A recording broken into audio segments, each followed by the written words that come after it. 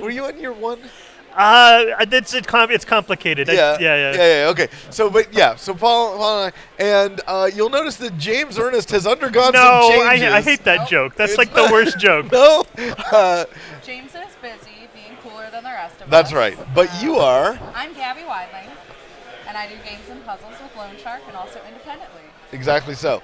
So we're going to be your hosts for the evening, and not just this evening, but next evening, And the one after that. and the one. Oh, I forgot about that part. Yeah, Okay, no, no, you it's have to fine. come back. It's fine. You don't leave us, Paul. No, I'm not gonna. No, not at all. Don't I have leave anything us. better to do. That's what we call. And we're gonna have all sorts of guests on the show.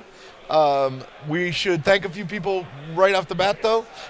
We should thank John, Stacy, and Gamma for having us back. Year after year, it's really great. We should thank the Hyatt staff who always helps us out, keeps our glasses filled and our set running, our internet live, all that thing. We've got Derek from BGG, Derek Porter over there. Wave to the fans. They can't see you, but wave back at we'll you, pretend. We'll mirror We'll wave your. on your behalf. Yeah. Derek is running our audio and video, and that's fantastic. We got our guy Shane, who's monitoring the guests, deciding who is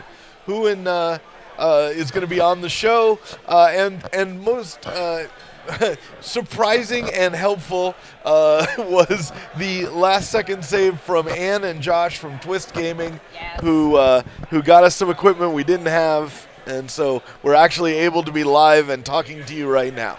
So Thank you, Twist Gaming. that's right. So if you ever think, gosh, my life is incomplete, it has no Twist Gaming in it, go get yourself some Twist Gaming. I mean, you're obviously incomplete if you don't have Twist Gaming. That's right. So twitch.tv, Twist Gaming on it. You're going to love it. All right, so let's get this show on the road. Shane, do you have a guest for us? Do you have a guest for us?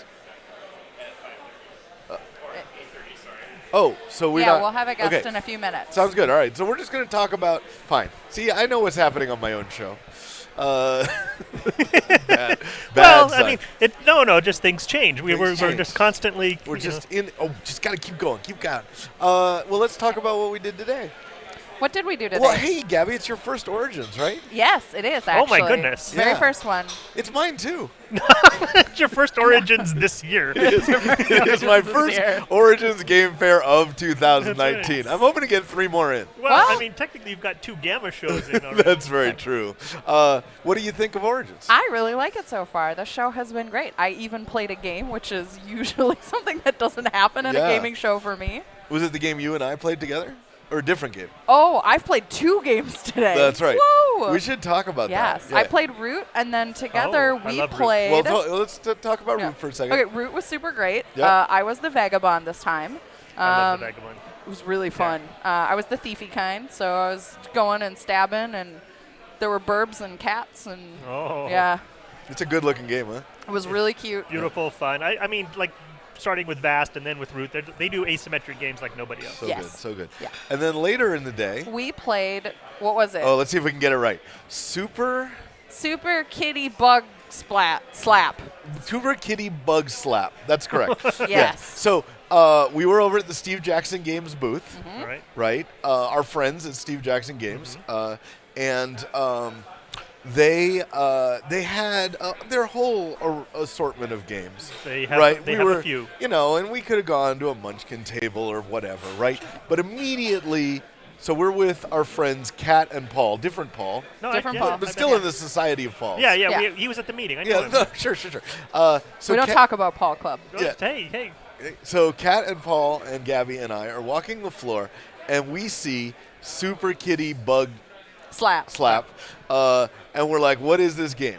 Would you like to describe this game? This game is, it's got cats, it's got bugs, and it's got slapping, which are 3 of my favorite things. That's right. So Bugs basically, are You've one got- of your favorite things?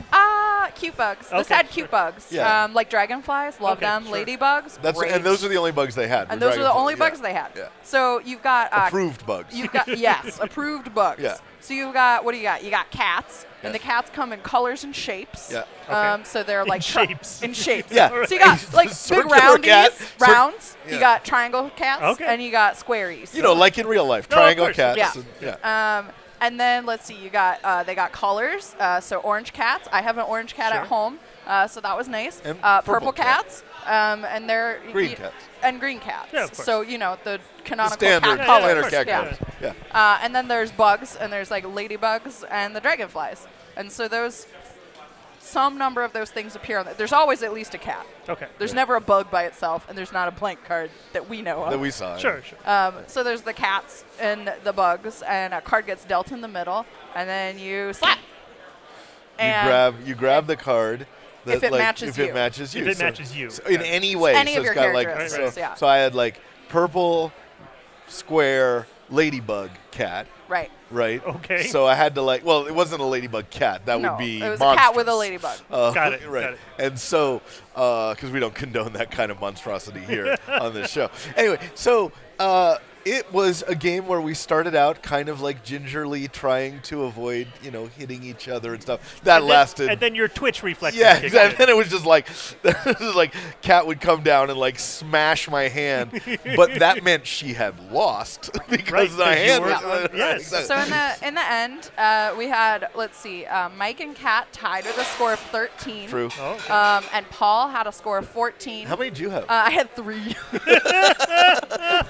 I was not good. You could not bear to slap the cat. I couldn't slap the cats. I didn't want to slap me. I didn't want to slap someone else. We're gonna teach you how to play Twitch. Yes, Yeah. we The old should. Wizards of the Old Coast style. game. We'll teach you old style. And then you will, after you'll get into it, and it'll just be muscle memory, and you'll Right. just be like, Yeah.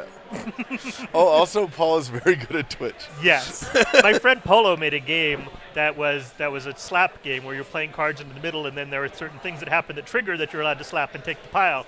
He hasn't beaten me yet, and he designed the game. Yeah. Yeah. I have Excellent. never beaten Paul at Twitch. So I'm aware of. It's been a But yeah, so that was an entertaining game. That was great. yeah. That sounds awesome. Yeah. Very good time with that. What else do we do? We had Jenny's ice cream. Of course. We did. Yeah. Each of us independently had our, so we're like comparing flavors. Yep. That's right. If you've never been to Columbus, we encourage you to come here and come join us at Origins. And when you're done with us, because we're not that interesting, you just go right over to Jenny's Ice Cream, and you get yourself they have the Brambleberry Crunch. They had good. some sort of a biscuit and peach Biscuit, jam yeah, thing. I had that. Sounded good. That was really good. Sun popped corn is Yes. one of their Yeah. flavors. Blackout chocolate Blackout cake. chocolate cake. Froze. Frosé. Yeah, I Frosé could not sherbet bring or myself to sort order of the sorbet, frosé. Yeah. Many years ago, I've been in Columbus and I went to a Jenny's ice cream Yeah. and I got a pear Riesling flavor. Yeah, yeah, I that's a remember good one. Whoa, That's a that good was one. good. That's very good. That's very good. I think about that sometimes, like a dream. Just remembering. Yes, Yep. So yeah, it's been an eventful day. Yes. full of things and what, stuff. What else did you? I didn't catch up with you till late in the day. What did you do today? I slept. Okay. Good. I was actually really We tired. do that last a night. lot Yeah. at this show. No, and then and dealt with some business stuff, and then I walked the exhibit hall floor, and I love the exhibit hall here is amazing, and I love to see. This is actually a place where a lot of times you'll see games that technically have releases later in the year, Right. but they have them here in like limited quantity. So this is like the sneak preview for a lot of Yeah. stuff that's That's right. already happening. That's Like a friend of mine, Lisa, who will be on the show at some point tonight, tomorrow, whatever. She got to play the Die Hard Nakatomi Heist Oh my game goodness! without me, which is Well, pretty unacceptable. and- But she said she would play it again, so Okay. Okay. hoping to 'cause, yeah. sneak that in before Yeah, it comes yeah. out. Yeah, yeah, yeah. Very exciting. Yeah, it is kind of a cool convention in that way because, everybody brings, all the game designers bring their prototypes, Yep. and we're often playing games that folks aren't going to see for like a year.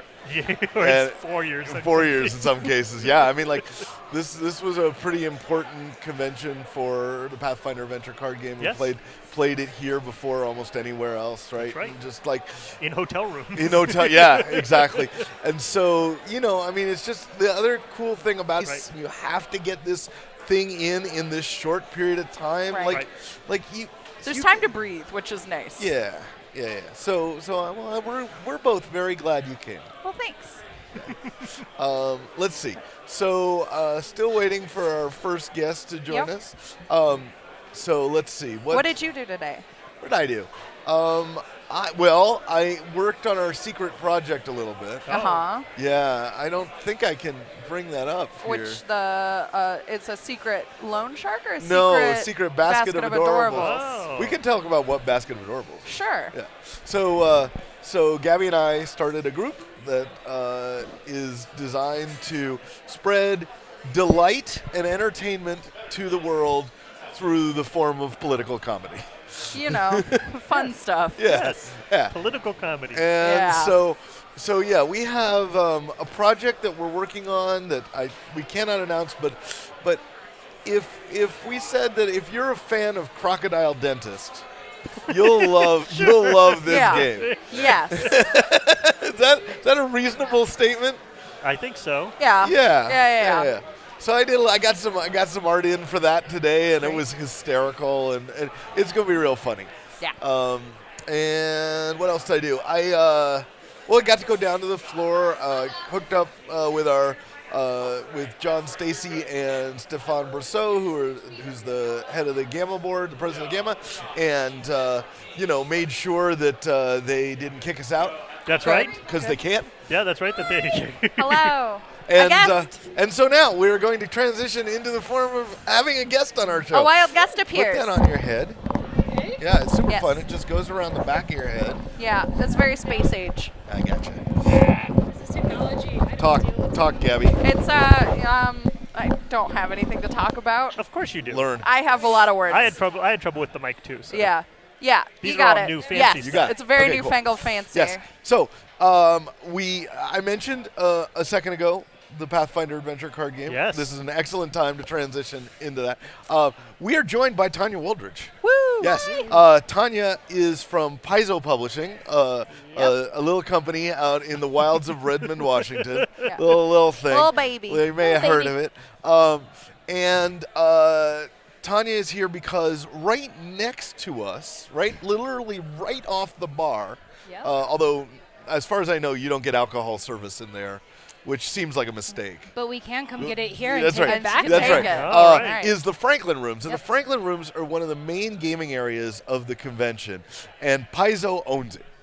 Yeah. Like there's Yep. like it used to be like that was the place that you'd go and have an RPG of this type or an RPG of that type or whatever. Paizo just completely took it over because everybody, In It's fact, Org Playville. yeah. in fact, as far as I can tell, it was too small because they also have the area right outside the front. Yes. of the Starfinder. We are slowly just. Yeah, exactly. So soon to be PaizoCon 2 or Right. Origins PaizoCon Midwest. Origins Yep, Game Fair. So please tell us what you have going on here at Origins. Oh my goodness! So that blah area Yep. outside is actually home to 2 demos that we are running. E-demos. What's an E-demo? So 2nd edition Pathfinder. Oh, okay. 2E. I get it. 2E. 2E. Yeah, two. We I'm thought- having real trouble parsing Yes, no. compounds. I thought definitely it was something electronic was Yeah. happening. Yeah. 2. 2E. I thought it was like Yeah. Chewy, like Fooey. Pathfinder 2. Yep. Okay. So The Electric Boogaloo. Yep, the Electric Boogaloo.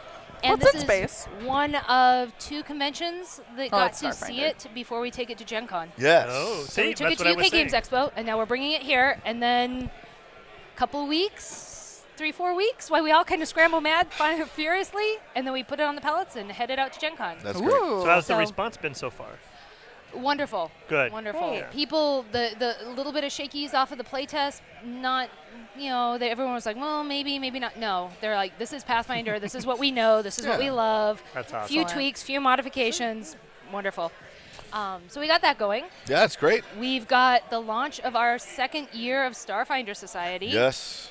Which Cool. is kind of a misnomer because it was 22 months in the first year. Yeah. You can't count. So I said. Space years are different. I said at Paizo, I said at PaizoCon that the Starfinder Society first year was as long as Melanie's pregnancy and Gone with the Wind, and that it lasted 22 months. Great. Yeah. So it's like, I assume that's what you were going for. We were going for. It's We another weren't planet. finished with our story. It's You know how another that goes. planet. Years Planets are, do what years they want. Yeah. Yeah. And you really need that story to be done before you Right. move on. So No, we kind fair. of waited for a good point. We're at the pivot moment. We'll have a big interactive on Saturday night, and then Oh, we're wow. launching off. That's So- great. And That's I think great. we might still have a few tickets if people want it. well, if you're watching this, why aren't you here? Right. No, Well, I mean, you might be here. sorry. If you're here, no, go play in the Franklin Room. And then, of course, you also have. The adventure card You have game. Yeah, the one actual- that's near and dear to your heart. Well, but I mean, no, I like Pathfinder too as well. But importantly, this is like okay. So we went to PaizoCon and we had copies of the Pathfinder adventure card game The core set core and Curse of the Crimson Sword. But in some ways, that's like going to the Democratic National Convention and saying, "Does anybody here like healthcare?" Right? Like, I mean, you know that you're going to get a really positive response at Right. PaizoCon, even if you're just nice and well dressed at the moment, right? But here, this is like the first contact with people who might have, Might not like it. Yeah. So what have you seen? We are swamped. Oh, geez, that's good. Yay. Swamped in a way Like good swamp. Good swamp? Good swamp. Okay. I got a call and I said, "Hey, did you remember you told me you'd bring me out a set to Origins?" And I went, "Okay." And I looked at my luggage and I kind of went, "I'll get another bag, a bigger bag." So I shoved 4 sets in there, Yeah. 4 curses in the side, balanced it out. Nice. Yep. Sure. Nice. As Hauled you it do. out in my luggage, opened it up, and we've cracked all 4 sets Okay. to make sure that we have enough tables running That's to awesome. meet demand That's here. awesome. I'm like, Cool. guys, I'm sorry, you're getting slightly used sets after the weekend, but Seriously. I can Well, bring 'em. and the big difference is that with any of the previous sets we worked on, only one of those would have fit in the bag. Exactly. Whereas, True. whereas now, it's it's sort of a micro It's version just of it's a itself. baby. It's a baby. Yeah, it's awesome. Oh, one. it's nice and cute, and we opened it up to someone, and they were like ecstatic over the foam blocks. Well, that's what we worked the hardest on. I know. I was just I like, mean, the playtesting took a lot on the of foam development, blocks. yeah. were- I was like, So have good. you seen the cards? And they're like, but foam blocks and That's card right. dividers. And I was Yeah. like, Yeah, okay, yeah. I'll give the feedback. That's awesome. well, we Give the approve. people what they want. So, Always. so that's actually out now, right? Yep, it Yeah. is out now in retail. Coming back from the UK Games Expo, we took enough demo sets for one table. We thought, we'll run 1 or 2. No, I did not stop running ACG demo Well, you got to run it in metric. the entire time. Oh, That's the problem. yeah, no, my Sure. conversions are good, but not that good. Oh, you did That- 13.2 kilo damage. Yeah, no. What are you gonna do? But so it's being well received over the pond as well. That's excellent. They yes. are ecstatic and thrilled and rushing to their game stores to get it. So That's awesome. yep. That's excellent. We also have one more thing I think we cannot fail to mention, which is Saturday is Yeah. free RPG day. It is free RPG day. Yeah, I'll bet actually this comes up with like 13 of our guests, but you're the first person we're Right. talking to about So it's free fresh. RPG day. So why don't you tell us what free RPG day is? Oh, it's a go out and play your RPG if Yeah. you've never played it before. We actually didn't bring it with us this Oh, year. okay, but it's going on- It is going Oh, into everywhere else. So yeah. the stores in the area will have it. Yeah, yeah. We decided not to bring it to the con and leave it for the stores preview Sure, so sure. that they had something cool to run. Yeah. But Paizo contributed We Be Heroes, which is a goblin theme adventure. Oh, so good. Yay, It's goblins. actually running under the playtest mechanic because it had to be written so long ago. It But doesn't very- actually function with the current game. It doesn't, That's but very you funny. can bring it up too with a little bit of tweaking. And we have Skitter Crash, which is a continuation of the Skitter Shot Oh, series for- from last year for oh, Starfighter. yeah. So, and a storybook, We Be Heroes, for the adventure card game. So Yeah, 3 different free RPG things. 3 different Yeah, free pretty great. RPGs. Wow. Pretty great. That's a lot of free. It's Yeah. a lot of free, so you need to go to your local game store because Yep. we don't got it here. Nope. Right. Nope. But I'm going to look up where the nearest local game store is. well, Yep. I think you just Run walk, out quickly to your just- friendly local game store. Just walk out into the storm, Paul. You'll find it. I'm lost. I'll find it eventually. Right. I'm super excited about it because it was the first time, because of the new format, that we could do not just like a character in a pack for Yep. free RPG, but like a real story, like a real Yep. game. And of course, it's goblins, so it's like Fun and goofy. yeah. Nothing will go wrong. Absolutely Actually, that's the nothing. best part. Even if it does go wrong, it's goblins. It'll be Right, fine. Exactly. It'll be fine. right. So they all died. Doesn't matter. It was on purpose. Yeah. Yeah. We'll stick with that. Yeah. Yeah. On purpose. Yep. Yep. So what? So tell us just briefly. How many tables do you have here? Like how many people are playing? A lot. We have 41 tables running simultaneously. Oh my Wow. goodness. Plus the 5 demo tables. Wow. So yeah, the team here, the leads here on the ground in Columbus, absolutely fantastic. I love working with them. I love working with the Origin staff. So really quality gaming. And if you're here on site, we'll find you a game. Just come visit Stay us. alive. We will Stay find alive. you We a will game. find you a game. That movie slogan is just so much worse with the words "a game" at the end. Yes. Stay alive. We will find you a game. It's just no. Absolutely. But we will. No, that's great. Well, yeah, I think it's great to see people's reaction to Pathfinder 2, especially because I know that a lot of people see it as like from the moment the playtest starts, like it looks like that's when it starts. But when you do a reboot, you literally start it the day you release the first product, Yep. right? Like because you You're realize taking notes the whole time. you're taking notes, Yeah. and it's been so cool to see everybody at Paizo just focused on fan reaction and just hearing all the input that they've got. And sometimes you make a change, sometimes you don't, but they are absorbing so much data. Well, and that's where our organized play programs went, because we've taken 10 years of organized play experience to repackage and send out the new edition of Starfinder or Pathfinder Society. So, yeah, lots of feedback. And, Yep. we don't always get it right, but I like to hear that too, because then we will start the next iteration. That's right. The You're second working day on of Gen third. Con and go forward. So, All right. it going. Any surprises to announce for Gen Con? Anything? we're Yeah, putting give us more the dirt. tickets on sale. Well, that was a huge deal. Gen Yeah. Con basically suddenly was down to like only 1-day badges. Right. It's like, and so the event management, like there's like everything is so popular Yeah. at Gen Con now. So yeah, We sold our tables out in a weekend. Wow. So the good news is, yes, we have more GMs coming forward. All those people that thought they could play and then Right. went, oh, look, we don't have you tickets. are instantly workers. Yeah, so they Right. came back, and so we're going to be adding more tickets here this week. Yeah. That's awesome. Excellent. And then Pathfinder 2 actually comes out. Yep, first day. We're going to brace ourselves, Yeah. run on the. I remember on when the we released the Pathfinder adventure game, the first set, at Gen Con 2013. Yep. Paul and I were doing a web series Right. called Tabletop Deathmatch, Okay. and they wanted to film it in the morning, and so I told the Paizo guys, I got to go do this thing, but Paul and I will come back to help you sell the game Yep. to Right, people. Get When people we're done. excited about it. Yeah. Yeah. You get some Yeah. enthusiasm up. So we finish at about 11:30. An hour and a half in. We get back and they're all gone. Every single copy has been bought, and we're just like. And suddenly we're converted from, hey, it'd be cool to get you to be excited about our games to no, I can't get you a copy. Could you be a little less excited, like right now? Yeah.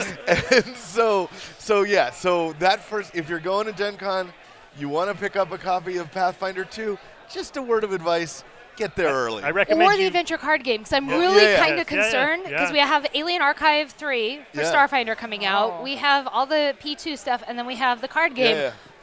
You should probably get We there may early. get crickets. Yeah. I mean, look at the map of the exhibitor hall ahead of time. Find Paizo, which is Uh-huh. probably where it always is, and the best part about it is and line up outside of it. it's booth like 100. Like it's literally Yeah. the first Yeah, thing right, you will right. As see. big as purple, you'll Yeah, know it. yeah. It's the exactly. same place as last Yep. year. Yeah, you can find it. Yeah. I also think there's going to be the kiosk upstairs. Awesome. So if you just want Pathfinder 2nd Edition, sneak upstairs by the SAG. Ah, the Inside secret in- menu. Right. Inside information right here Yep, because you're so- listening. That's right. Well, Tanya, thank you so much for coming on welcome. our show. Thank you for having me. We will see you in the Franklin rooms playing our game and stuff. Absolutely. All right, cool. We'll see you later. Right. Bye. Bye. So, Paizo, I got that right? Yes, Yeah. I Yeah, think I so. think that's how so. you It's say it. Piazzo? Piazza. Piazza. I don't want to be wrong about these things. Pizza? Pizza. Oh, pizza sounds game. good. Yeah, no, they got that Oh. figured out.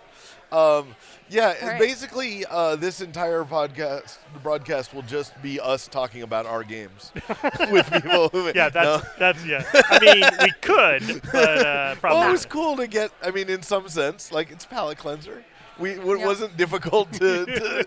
Oh, you make a game made out of stuffed marshmallows. Okay, what is that Yeah. exactly? But if you do make a game made out of stuffed marshmallows, please let us know. yeah, we'd like Yeah. that. Very curious. Stuffed marshmallows. What would you stuff them with? More Chocolate? marshmallows. Oh, chocolate. Yeah. Oh. Graham cracker crumble, jam. Ooh, John jam. Nephew, do you want to jam. join Oh, these are all good ideas. Would you Would use you one like of to those join us? syringes to get it Yeah. in there? Yeah. Like you do with a donut. Put Yeah, this on so your good. head. Right in there. This goes around the back. So, great. But somebody at work brought in a chocolate fountain. Well, the They back. wanted to test it before they actually used it Yeah. at the an back. event, so they brought it in. They're like, and I don't want to take this chocolate home, so Eat up. There you go. that was Yes. that was a That's good what I was day. trying That's to pretty get you. great. That was a good day at work. You had it All right. perfect there. So what we're gonna start doing is we're gonna start judging all our guests on their ability to put on the microphone. right. You I are do not- second best so far. I do not understand this strange technology. Well, and you guys are all wearing ones that are totally different. No, they're the same. Also, you We just- can't hear me. There you go. Now we can. Now you can hear me. just I fine. can't tell because I've got no monitor. No, Uh, we we don't got- need you. Oh, You can do. if you'd You like. can. If given you the would like. ambient noise, I think it's probably a good idea. Yeah. Yeah. Just put that on your head. Okay. All right. You got it? Wow, I can Perfect. hear Ladies and I can gentlemen. even hear myself now. Ladies and gentlemen, John Nephew from Atlas Games. Hi. See? Jesus, now that's loud. I will go back to my normal mumbling I'm self. so happy our audience got to hear that last minute. It was perhaps the best minute of television ever. Best quality we've ever done. John, thank you for joining us again on Origins by Night. My pleasure. As you'll note, James is not here, but Gabby has joined us. Hi. It's so super. Thank you. Indeed. Yeah. So let's talk about Atlas here. I never really liked him very much. Me Look, neither. I mean, honestly, We're better off without him. yeah. Well, this was the last 10 minutes were kind of an audition for you. I think you pretty much passed it. So If I they think, were an audition for anyone, it was not me. It was you. I don't know what you're talking about. I got my Paul headset and I, on. we have good camera chemistry, but we were like, I got my know. It's a headset little on bit shaky. first. Well- anyway, John, tell us about Atlas does that Games mean? here at Origins. Well, we're having big loads of fun. I have been made it only intermittently to Origins in recent years, and this year Michelle and I decided that we were going to divide up the two big conventions of the summer, and one of us gets to stay home with the kids. So Gets to. I get to stay home with the kids instead of going to Gen Con. And she's going to go to Gen Con, so I get to go Excellent. to Origins, which actually is really great because Origins is such a.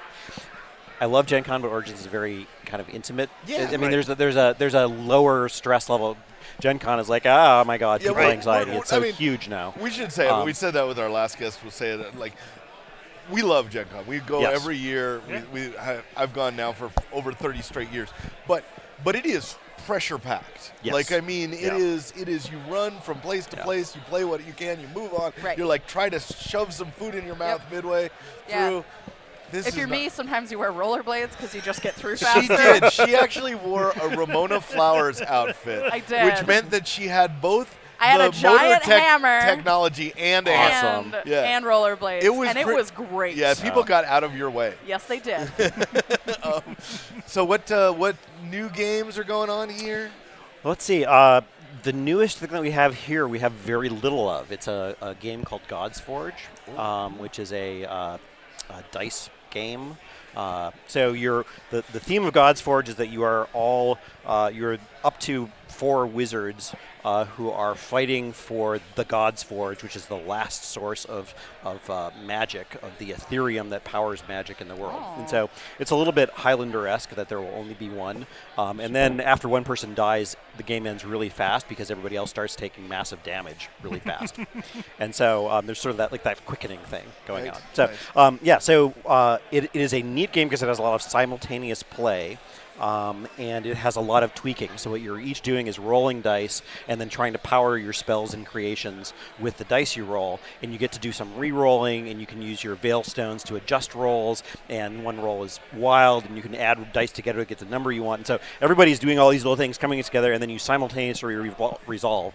And so in a lot of games, actually, everybody dies. Oh. But the person who dies least is the Sure. honorary final wizard of the world. Excellent. Nice. And their remains are, boxed up nicely and sent home to their families with a certificate of accomplishment. This Nice. sounds like a game that if you like falling, you will like this game. I have a question about your dice. Yeah. Are they numbers like 1 to 6, 1 to 8? Are they numbers They're or are they pips. Oh, okay. So yeah. So they're pips, and and it's a little bit because you can like.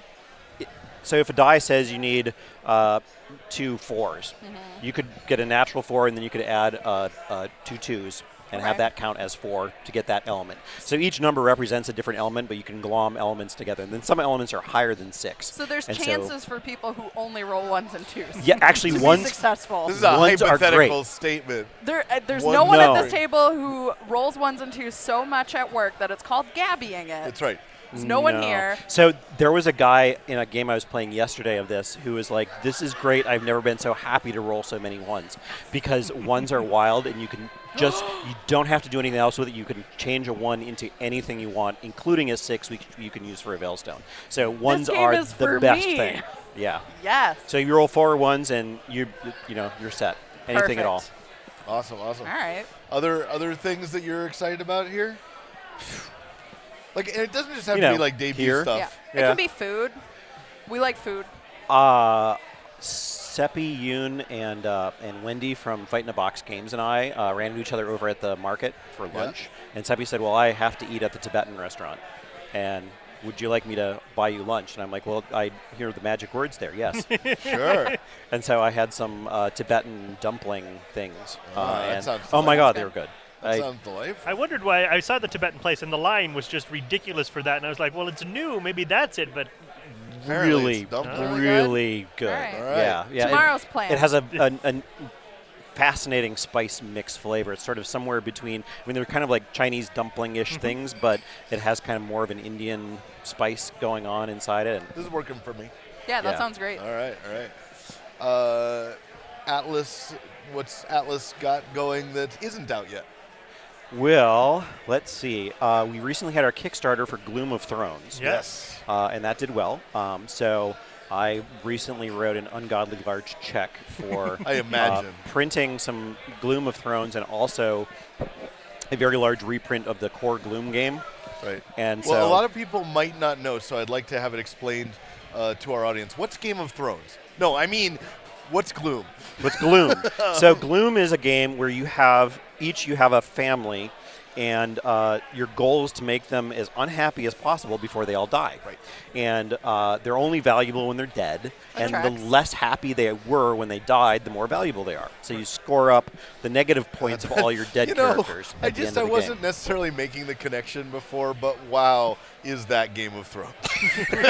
I mean, so I don't watch Game of Thrones, but I am in a household where my wife is a devotee of the show, and every time I come on, it's like I check in to see how the misery index is on the show. Oh yeah, my favorite character just died. That Yes. was a half hour ago. Well, I have a new favorite character, and they just died. Right. Right. And so wow, does that match with Gloom? You know, perfectly. it seems like a perfect opportunity to satirize it. So, Right. yeah, so it's done as a parody, and fans of the books and the TV series will appreciate character families such as the Snarks. Sure. Of course. Very There's Ariel and Sans Serif. Sure. Snark and Head Snark, who is actually just a head. Just a head. Oh, yeah. Which is interesting because, oh wait, spoilers. yeah. And Gluten Snark, Sure. who now we all know ultimately will sit on the porcelain throne. Of I mean, course. it's not a porcelain throne in the show, is it? That's Sure. just in the game. Yeah, Yeah, yeah, yeah. sure, Yeah. sure. You know, like teacups. Right, sure. Right. Sure. Yeah. So totally unrelated to the show. Yeah. That sounds awesome. So yeah, is so it that's like going to be out later this year. awesome? It's going to be a little bit of an interesting production process because we did a limited edition version for the Kickstarter. All the cards are being made in the United States at the Cardamundi plant, which is where we usually print Gloom. And so we're doing those along with the reprint of the core game. But then we're doing boxes for the deluxe version that are being manufactured in China. And so they're going to have a magnetic clasp, and they're going to have an audio chip in them, so it makes a coughing dragon breath and then Nice. kind of sound whenever you open it. I like it. That's There are super some people in there was cool. like, we really don't want to be around when these are being assembled. that's right. That's going to drive somebody Put on crazy. some headphones first. Yeah. Yeah. Yeah, so that's going to be kind of neat. And then there are like game trays that will go in it for putting in a little backer for your family and stacking up the cards. Because the thing in Gloom is the cards are transparent, and so as bad things happen to your characters, you stack those Right. modifiers on top of them, and then you can see through that, so and so maybe was given wise counsel, but then they were, devoured by dragons or whatever. Excellent. Yeah, That sounds great. it does So sound like that'll fun. be pretty fun. Yeah. I wish Kyla was here to talk more about it. She wound up she was the design lead on it, and she's been our game producer for several years now. So it was cool. We're stuck with you. Yeah. Instead, That's you what I have me. hear out of that. I got like the second-rate. She is back President of the company. She is back in our St. Paul office, slaving away over press sheets and making sure that we did this really cool thing with it. The retail backers who backed at a $300 level got a $300 credit towards buying whatever they want out of our catalog. But we also said, okay, and we will do a custom card for you on the promo press sheet that we're doing. So they're going to be getting like at least 400 cards each of whatever they wanted, like their store logo and a thing or something like sure. that. That's cool. So that's and it winds up being, they get that value in product as well. So we got like 50 stores signed up for that, as well as other retailer backers. So I think it's going to be pretty neat when it comes out. So Well, that sounds pretty exciting. yeah. Thanks. So, any woodworking projects going on? Yeah, right that's now? actually why Oh. aren't we talking about games? You do woodworking? He does. I mean, like at Like a what level, kinds of stuff? So the Like you're in coolest Minnesota, thing- you make yeah. like loons and stuff, or like No, wood? Okay. Gray It's like ducks? cabinetry. My real passion is chainsaw milling. Oh, that's cool. Okay, So, say more. so my problem is that I've accumulated more wood than I really need, and so I'm now more in the You know, point they call that a where forest. That's called a yeah, forest. except that it's down and stacked up, Yeah. and squirrels are now living in it. It's also a forest. So if you go to my Twitter page, my pinned tweet is a baby red squirrel that decided to get born and raised inside a stack of curly maple that I had drying in my yard. Nice. And I was going down into it because I needed the maple for something, and I get to the big pile of grass and leaves, and I'm like, hey, look, it's a critter nest. And then this can't little evict him. adolescent red squirrel started yelling at me and running around. And What- so I got this I made a gif of him going, yeah, out from inside. At John and what's Nephew. the squirrel's name? I'm going to have to. Oh, right. So I have children who name all the animals. Sure. As It they used should. to be that our cabin red squirrels were named, the first one we saw was named Sonia. Whoever you first see is Sonia. And then the second one is Red Stripe. Sure. And then there was the one in town named Tria who had some problem with her eye, and I think she passed away. But and she also had babies in our garage, which was not a great thing. But this one, I think that Sophie decided that this one is named Maple, or yeah, it was something, or maybe this one is no, this one is like Sugar, because this is the sugar maple, and then but her mom is Silver because of the silver maple trees that are around. Anyway, This is the strangest game of Animal Crossing I've ever been a part of. my kids really love naming animals that they encounter. It's a thing, Well, that is. and between the cabin and the town, there's been a lot of them. Wait, you built the cabin and the town? It's Haven't you been to the Midwest? This is how it works. Oh, I see. where do you think they get the idea for things like Catan and stuff Sure, like that? yeah, right? yeah, yeah. I mean, It makes perfect sense. we just don't have any sheep yet, but there are ones that we drive by on the way to the Do cabin. you Yeah, build yeah. those out of wood? No. Okay, maybe I've lost the thread. Then I think. I could show you a picture of a horse head I carved out of wood, though. Did you leave it in someone's bed, or No, like, it's- That's a great threat. It's only about this Like, It's a wooden look, horse. you've crossed me, Vito. Now this next part is going to take me about 2 months. It's going to be a life-size sculpture that I will leave in your bed. Yeah.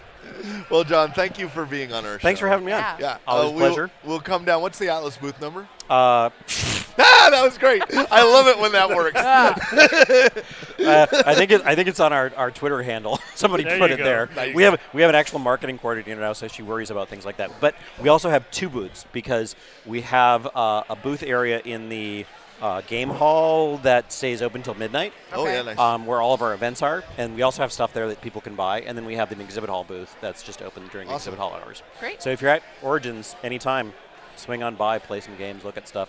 Well, when we go to Origins, we'll let you know. Excellent. I'll see you there sometime. Yes. It's been too long. Lovely seeing you, John. Thanks. Bye. See ya. All right. I'm sorry. chainsaw carving No, is it's super serious. exciting. So, John, look, the thing you may also loud. not know about this show is that sometimes a guest will come on and the audience will be expecting us to talk about their games or books. And then we'll just start talking about whatever makes them passionate. Like, for example, Margaret Weiss came on here, and you know that the Dragonlance fans were like, this is our moment. Right. We get to find out all the secrets of Dragonlance, and so we just talked about flying dogs.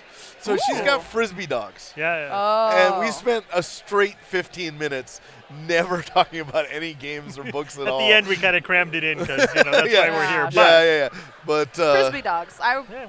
Yeah, I'm into that. just come on for a second. Just come here. Bring those guys on for a second, just so we can thank them. Yes. Yes. Yes. Aldi. Yeah, just you don't have to stick around long. Just Yeah. I know. Just put this on your head. It's really fun because James loves woodworking as much as John does. So when they're on here, we have to like curb calm them down. Yeah, no, it really is like that. Woodworking is not one of my hobbies. I've done a You got little it. bit of Currently. it since working with him on TAC and stuff, and seeing how crazy he became That'll with work. woodworking, and I just nearby like glommed Right. onto some of it, and now I have some Behind your head. nicely made wood stuff. But I mostly leave that to James. I like to think when I get old that like whittling will be Oh, something I take up. I've always wanted to make Like a in a chain ru- out of yeah. a piece of wood, like. Yes. Yeah. It's right in And I front of love your pictures mouth, where of it things belongs. people have carved out of pencils. Yeah. Like I'd never done Like the this really before. tiny ones. Right, That's yes. Are like you a some little, sort of like you take the lead and turn it into a train that's going Yeah. into a wooden tunnel. Look, Here, it's buddy. Scott Oh, Alden. hi. Hello. How's it going? So importantly, the reason I've forced him on the show is because he has been broadcasting for 9 straight hours today. Pretty Yeah, much. so And this I is That exactly wasn't what he enough. needs. Yeah. figured. So, Scott Alden, Board Game Geek. Thanks for having me. Thanks for having Derek for us. Awesome. Right. I'm glad it worked out. Yes. So we discovered that we didn't have all the audio equipment that we needed. Right. And really importantly, part of the equipment, it's a pretty important component is someone to run it. The human behind the human thing. Yeah. behind it. We're like, Scott, I know you bring lots of people to board game or to Origins. Do you have an extra human? and so we just wanted to thank you Oh, you're very welcome. much. Yeah, no worries. How's You, Derek, for and helping you, us guys Derek. out. Yeah. And Twist Gaming. Yes. Yeah. We haven't said And that. Twist Gaming. We haven't said that. Enough. Twist Gaming. This hour brought to you by Twist Gaming, So- as will Right. all the other hours be. Yes. How's More your- importantly. how's your convention been? Good. It's going by quick. Yeah. Yeah. Okay. Today went by like just a blink. We won't keep you, but are there any surprise board game that you're super excited that you got to see here? Usually you introduce. Well, here's the weird thing. 2 games, but they're not here. Oh. I've seen 2 games being shown sort of behind closed doors. I can talk about it though. Sure. Okay. 'Cause First- usually the first you one- introduce me to whatever my next favorite game is. Eric Martin brought Jaws, the board game. Oh yeah. I've seen Yes. It's a pictures of- Target yeah, yeah, a Target game. Yeah. It's yeah. great. It's fantastic. It's Yeah. a 2-act game, much like the movie. Start on Amity Island. One player is the shark. The crew members are Quint, Hooper, and Brody. Nice. Brody's running around the island. Hooper's doing science stuff, and Quint is actually trying to tag barrels onto the shark Sure. before the shark eats 9 swimmers. And it's hidden movement. It's like Whitechapel, Yep, Scotland Yard kind of thing. Right. Yep. Shark is tracking their movement. You're trying to catch him. Once you catch him, or he eats 9 swimmers, you flip to the second confrontation Sure. on the orca. Right. And everybody's running around the orca deck trying to avoid getting eaten and trying to kill the shark. With tons of weapons, turns into a Ameritrash dice roll. Sure. Yeah. Can you It's get a bigger boat? fantastic. Yeah. I knew that was coming. Right? Yeah. That's It's really good. fantastic. It's nicely thematic. It's perfectly done. All right. Excellent. I can't think of anything I would change. Second game I checked out was from Queen Games, Copenhagen, the dice game. Or Oh. Roll and Write. Yeah. Oh. And I don't know if you've tried. Copenhagen's still Copenhagen. brand new. Yeah. Right. But it's super awesome. Roll and Write games are hot. And it was a fun one. And you're building your windows up the Copenhagen buildings. Excellent. And So- there's a lot of manipulation, a lot of fun dice stuff. So should I expect that you already have a table over there where you're playing this constantly? So I'm in this weird funk, like haze of a day. Yeah. After I- 9 hours. I slept. I did not set my alarm, so Lincoln is banging on the door, and it's one of those things like, He's right you know over how you wake up, you're like, oh shit, I'm in trouble. Yeah. That was what happened. And I'm like, been kind of weirdly zapped the whole day for that. So I'm gonna try to reset tonight and go to bed. It's a good day to do that. We very It's the only much day. appreciate Thank you you. taking your 9th hour plus on the air to be a part of us. Cool. Well, And thanks for having me. we will see you around the show. Absolutely. And go to BoardGameGeek.com. If you haven't heard of it, I can't imagine why you're watching this. There's always somebody that's That's right. Okay. so. It's a website where people go to learn about board games. In fact, you'll find an encyclopedic listing of nearly every, Almost every board game ever made. published. In Yeah. fact, they are rated on a scale. From 1 to 10. Yeah, exactly. Yeah. Right. It's just like There's it lots of feels like- arguments about feels that, like what too. I'm saying is, and after C, the letter D comes. Cool. Yes. Anyway, Well, thanks for thank having you, me. man. Have a good night. Yeah, thank thank you, you. everybody. Pleasure. Good to see you. Yeah. So Shane is now upset with me because I threw off his schedule. I know. Broke I the don't know. schedule, You- and that's unacceptable. Yeah. You are just like you're in Well, trouble I now. didn't think I'd see Scott after this Uh-huh. point. Sure. Yeah, yeah, Right. yeah. And I mean, he gave us Derek, and I No, don't yeah, want to that's piss right. I'm Derek not saying off. you made a mistake. I said No, you're in no. trouble. Because, like, Yeah. when Derek turns on us, can you Right. imagine? You know how, like, there's got to be an audio equivalent of Instagram filters, right? Where he's just like, you sound like a chicken now. Ah, Right? The chipmunk, the So- chipmunk setting. Hello. Welcome back. Yes. Yes. I wouldn't Yes. mind a chicken filter. That'd be fun. Derek's going to find one for you. We are joined by Matt Fantastic, Matt Loader. Come join us. Don't. We're No, on the I'm not going chicken to bite. filter. It's fine. No, there's no screen. No, no. Oh, I yeah. can't see You don't know where your face where I is. am on frame. You're You in the can look internet. if you look over Shane's shoulder. Yeah, you're in the internet right now. Oh, no, you turned it off. Nobody needs that. Look, you're with us. You're among friends. It's good. That's where I want to be. You look like he's looking at me like, I don't think you're my friend anymore. Yeah. I wouldn't trouble. No, I feel good. I feel good. My ban has been lifted. Well, Matt, see, what I don't want is people going through the archives trying to find your last appearance. Why not? We'll get more views from last year. I want somebody to because I never heard it. But I think it was like 4 or 5 years 4 ago. or 5 years ago. Yeah. Well, I had to because of something Matt said on the air, which I cannot repeat. I had to impose the only multi-year ban of a guest on the show, but he served his time. I mean, it was very fair. I Like, know. it was one of those things where you say words and they're literally falling out of your mouth, and it's You're like you like, drop. "Oh, It's like no." it's like the feeling when you dropped a glass and you were immediately like, I just made a terrible mess. Like I was like, Oh, dear. oh dear. But I told him how long he would be banned for, and he served that out and was mostly a good person during that period of time. Certainly nothing I could add additional years for. Sure. So he's back, and so we should introduce you from Prettiest Princess Games. Among other things. And among other things. So, would you like to tell us what you're doing here at Origins and what you have going on in your life? Yeah, so I am here mostly pitching games, I guess, Yeah. and having Nice. meetings and doing that stuff. I got to see first production copies of Team 3, Oh. which was really exciting. There's a few of them in the U.S. right now. Tell us They're about all that. over there. It is a building stacking game where you are the three players active at a time. You're the three monkeys, hear no evil, see no evil, speak no evil. Nice. And so obviously you got the monkey that can't see doing the Right, actual sure. building, right? Sure, of course. And so it's really a communication game where you have a blueprint card that the monkey that can't talk is going to look at. Of course. And then that monkey that can't talk is then going to be explaining to the monkey that can't hear with visual symbols and whatever what they want them to do. And then that monkey that can talk is then telling the monkey that can't see Right, and certainly how has- to be building their thing.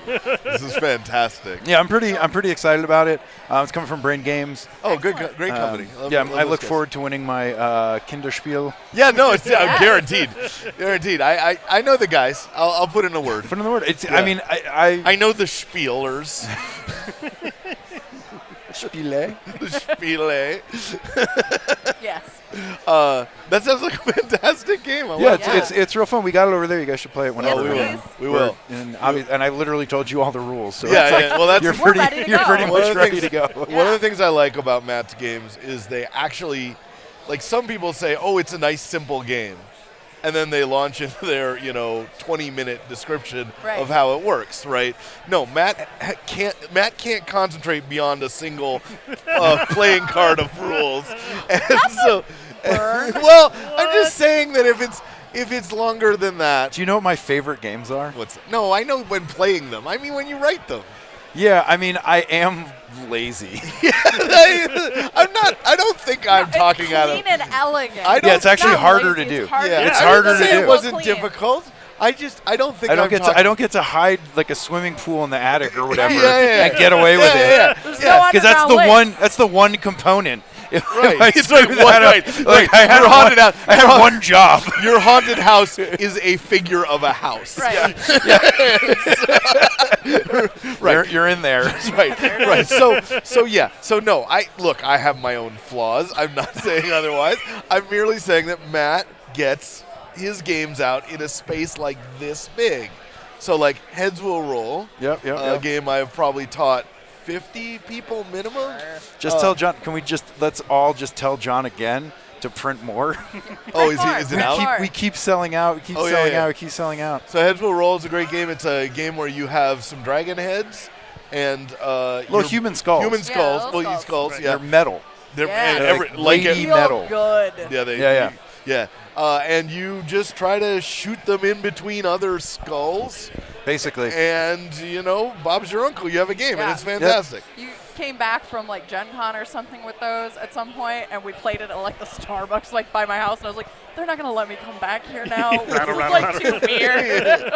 I tell you, there's a bunch of bars around my city that like have them, and just like No keep doubt. them behind the counter, and Yeah, they'll just it's play and perfect. stuff. Yeah, it's I don't know. I mean, for me as a designer, I think what interests me the most is the experiential aspects. I feel like there are new experiences to be had in those heavier games. Absolutely, there's a lot Sure. of really interesting stuff going on there, but there's also a lot of totally crazy directions we can go in, with redefining what a game is and this kind of experience and whatever. And it's can we create something on the table like the game is just nothing, right? Like the game is not the thing, right? There are games that we play where it's like the game is Pay the attention. thing. You know Pay what I mean? attention, right? Really, I'm excited about stuff that has to intrinsically exist in this space, and it's very, very difficult to do stuff that is that level of interactive, whether it's physical, whether it's just looking people in the eyes. That sort of stuff you can't really do digitally to the same degree. You know what I'd like to say about you? You're a modern day James Ernest. Like if James Ernest were alive today, Exactly why I'm here. I killed him. yeah, I mean like Took his you're just spot. taking This is taking his legacy. This is simultaneously the nicest and worst thing anyone has ever said to me. No, I've said worse to you. Not on the air. Not on the air, but I've definitely said worse to you. What's coming up for you? Any directions you're going? You're always into. So I've been doing some really weird stuff lately. Oh, wow. Yeah. Which actually speaks to like what Loan Shark does that most people don't know about as much, which is like the activations, obviously the escape room stuff Yeah, people yeah. know about. So like I just recently did a game that I designed for the Yale Center for British Art to be played in the Yale Art Museum. Holy Okay. cow! That is. I want it. You basically it's not complicated, but it is. You're interacting with gallery spaces and different paintings. Sounds and, amazing. We gotta and you're talk after actively this. doing a thing, and I'm just like, this is really cool. When are we next in New Haven? I'm working on a thing. We can play it at any next other museum too. It's week. actually something that we Oh. might be able to. When well, are you next we need in a setup. but Seattle? I don't know. I might come to Dev if someone picks a thing. I mean, you don't have anything to do with I that don't do it You anymore, get so to- don't look at me. Let's talk after I this. might actually do a DigiPen thing too. Yeah. Yeah, well, that's her school. Yeah, no, I Yeah. know. Yeah. Jeremy keeps telling me this is not compelling at all. Anyway, Okay, yeah. We're sorting We should out not. our personal Okay, plans. Now's a good time to go get we were a doing snack. great. We were doing great. We were talking about games in museums, and then all of a sudden we started to organize our social calendar on the air. Let's knock that off of our list of things to do today and move on to. We'll put a I pin know saving that for later. I felt really good about it. Put it then I on our realized- Google calendars to talk Yeah. about it later. Okay. Well, that The other big thing too, just please. is that the sort of creative studio thing that I've been doing, sort of less officially that, is more officially being presented as a thing. So like Forever Stoked Creative, I've had Forever Stoked for like a decade and done a lot of stuff with it, but now it's more like, oh, this is actually a brand almost. Sure, yeah. Still like more B2B facing, but doing a lot more contract work. People coming in, either whether it's development on existing stuff or people coming at me with like, I have this IP, here are the specs I want for the game. And I've been really excited about that a lot too, because I get to like, the confines are really exciting. You get to kind of force yourself into these like interesting mental spaces that you wouldn't otherwise end up in. Yeah. And it's been really fun getting to What does play Mark with that Rosewater stuff too. say? I'm Mark Rosewater. Yeah. Against something constraints. Something- Breed creativity. Constraints breed creativity. Yeah, That's what it is. that's, yeah. We Like have a this, friend. I've been very. We have a friend, the game designer Mark Rosewater, who works on Magic the Gathering. We love him dearly. Yes. He said once in a meeting that constraints breed creativity, a statement that has been made thousands of times prior to that. Sure, of course. And is now like credited by people who are not very smart with that. The origin of that phrase, so they'll actually say, as Yeah, it Mark was like Rosewater, cited in a as PAX Mark, talk yeah, last exactly. Year. Like none of us had ever heard of him, and we were all just like, we know him.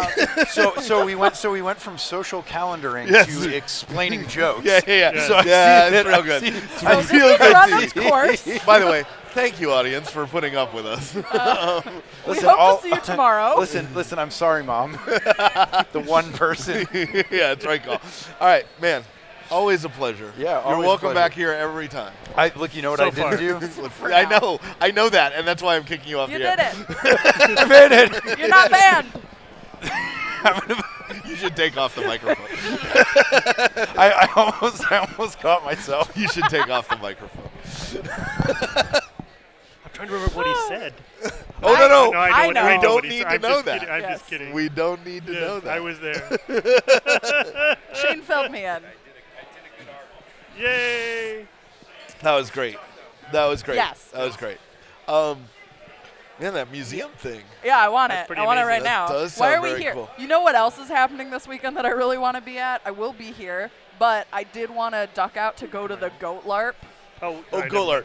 Goat Uh, LARP's happening on Saturday, like in southern Connecticut. Please explain Goat LARP. The Goat LARP is a LARP not for you to be a goat, not for you being around goats. It is you making a LARP for the goats. That's right. I The want it so bad. The goat is a participant in Right. the game you are running for them. Yes. So one of their examples is like, oh, you can get a lawn stake and you put it up, and it's the goat is Sauron, and if Sauron like bumps Mount Doom or whatever, you all lose. Right, It's like right. the goat Or- walks into a stake and that's the end. All right, I'm in.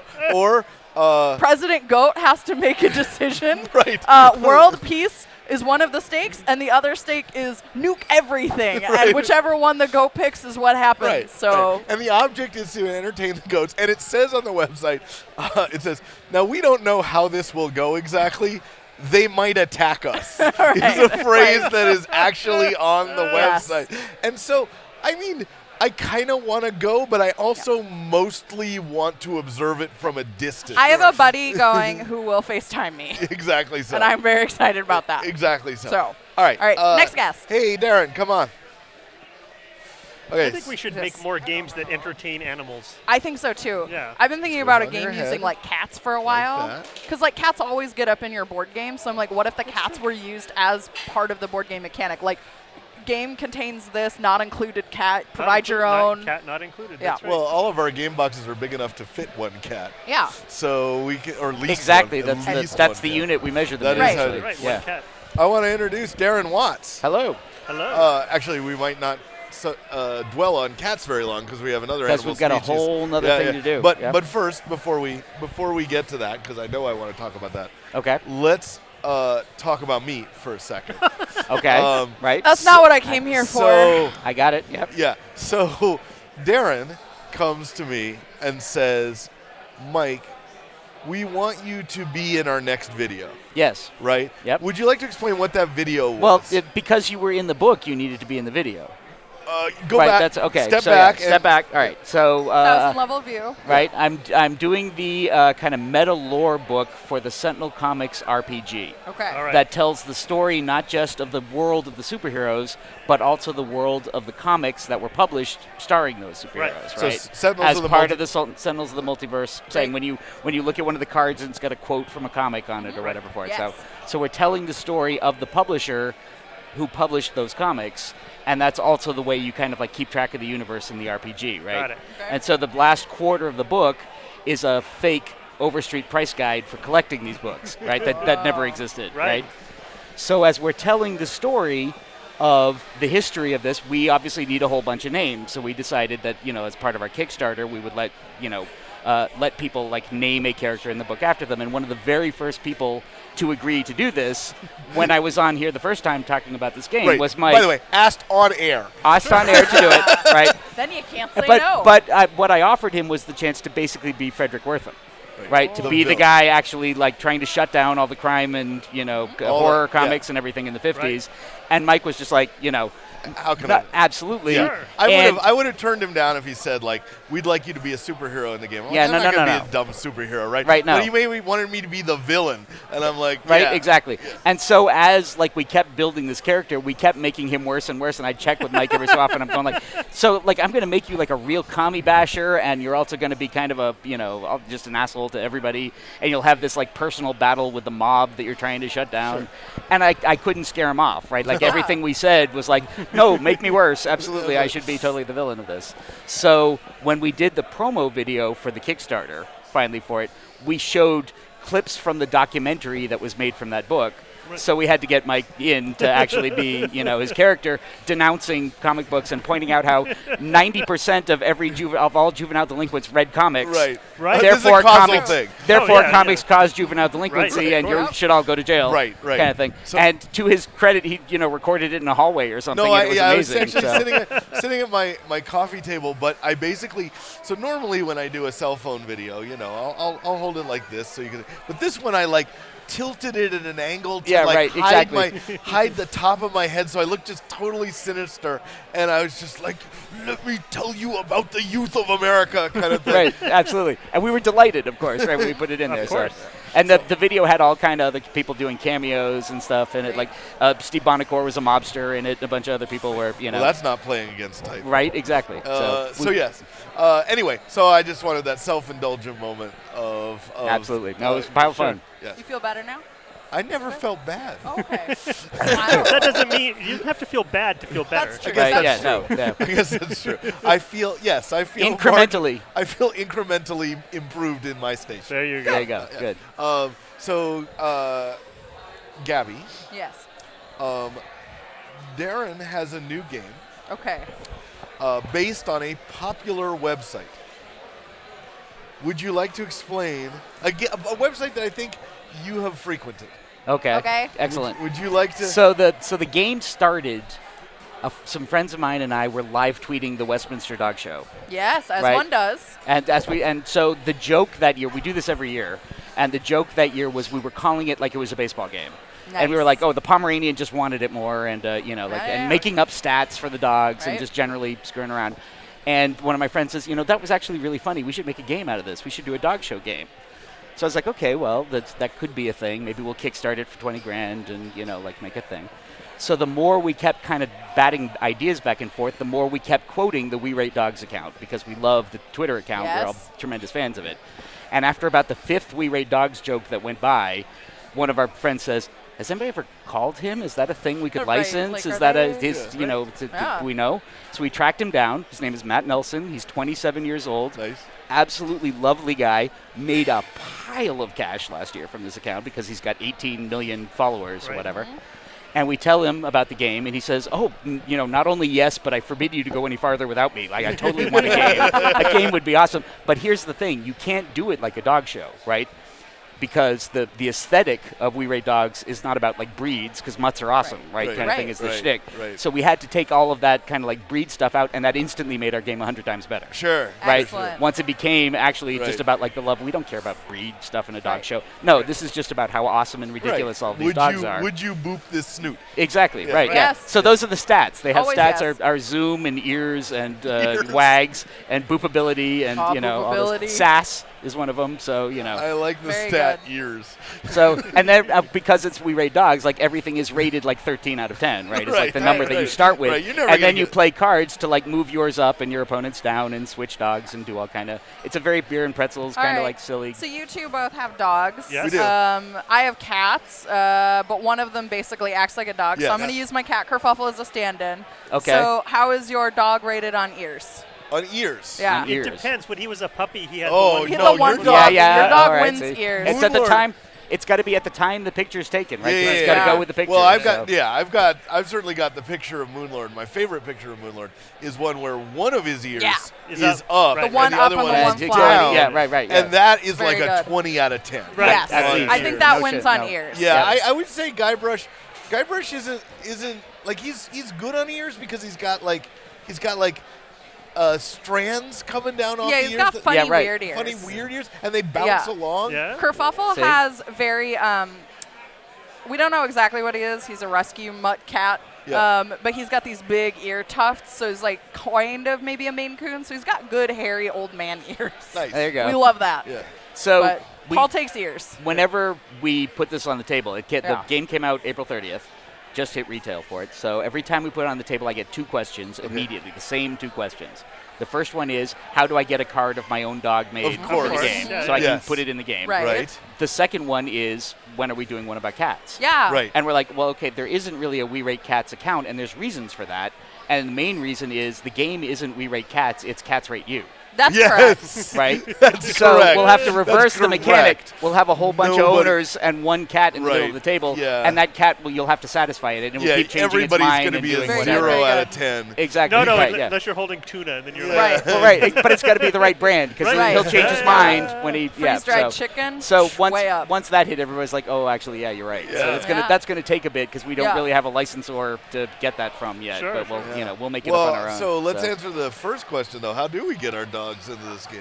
Yeah. That's the next thing we're gonna add is we're trying to figure out how to actually like put well, this in. I will tell you right now. We'll include like blank cards that you can like get your What? run through a printer and get your dog's picture. Put I on will the- do that for all of my friends for Christmas who have dogs. Right? Yeah, totally. Yes. So it's a great idea. We just didn't in the time we were Yeah, setting it up. love But like it. I said, this was kind of a surprise smash hit. I mean, it pre-ordered yeah. really Yeah. well. So that's awesome. that's why we had to.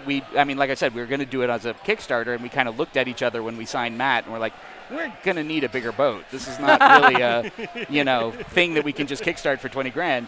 So I brought it to Chronicle Books because they know memes. They were Grumpy Right. Cat's publisher, right? Right, They had all right. that stuff. They totally All right. understand RIP. how to do that. Huh? R.I.P. R.I.P. Yeah, Grumpy, no, Grumpy Cat. R.I.P. Tartar sauce. Yeah, Yeah. absolutely. But anyway, but yeah, that's great. So Well, that was once we partnered up with them, they made a gorgeous game. Like their graphic design department's amazing, way better than Excellent. anything we could have pulled out on our own. where did you so- get the dog pictures from? From Matt. When you send your picture to Matt for the Oh, account, you I sign over the rights for him to see. use it in a calendar or whatever Nice. he wants to See, do. so people had already said, "I want my dog featured." right in something. Yeah. in on your site, and therefore he now owns the rights to reprint it for Excellent. it. Excellent. Excellent. And so here's the thing: a lot of people don't know about We Rate Dogs is that's not the dog's real name, right? Oh. They always changes the name, so you can't kind of like dox them back to like track down who Yeah, they you are. don't want to dox a How dog. do this- they come up with so- the names? He's just got a list. He's just got a list. And All right. just of like goofy names that he's seen or come up with or whatever for it, and he has it's thousands long now. That's great. Yeah, the thing But I so like, it's never the actual. Like even his own dog on there is on there under an assumed name. It's I not her actually, actual the real thing name, I really so. like about that account is it always feels like all these dogs live together, Aw. right? In a Right, yeah. gigantic Big in a puppy big house. palace. park in a big farm upstate. Yeah, well, that's no good. No, that's where they go. Well, What are you trying to tell me? I got to tell you about your goldfish. I don't mean all right. to. Yeah. You had to make it sad, huh? I didn't personally. I didn't do it. You did, though. You, No, it's you. the person who talks about it. I see. Is that how it is? That's Yeah. who goes to. That's who goes to the principal's office. Yeah. Right. Yeah. Yeah. I understand. Fair. Well, Totally Darren, fair. thank you for being on our show yet again. Thank you for having me. I love you guys. Yeah, and we'll definitely play some We Raid Dogs later Is on. Yes. like I said, came out April 30th. It's in Amazon, it's in Barnes and Noble, it's everywhere. So and your friendly local game store, of course. Excellent news. Perfect. Thank you, So. my Alrighty. friend. Thank you kindly. Thank you. A delight. Yes. Have fun. Hey. This did is you We just Raid knock- Cats. did Come you just on. knock- Get out of here. Did you I was just knock thinking a about like cat? games that you could make cats With your play, cats? that your cats could play. Like Yeah. which object do Object they will want they to knock push off? Yeah, Yeah. Cat LARP. cat LARP. And their decision-making metric is like what they push off the table. Yes, Do exactly. they push off world peace or do they push off everything? See?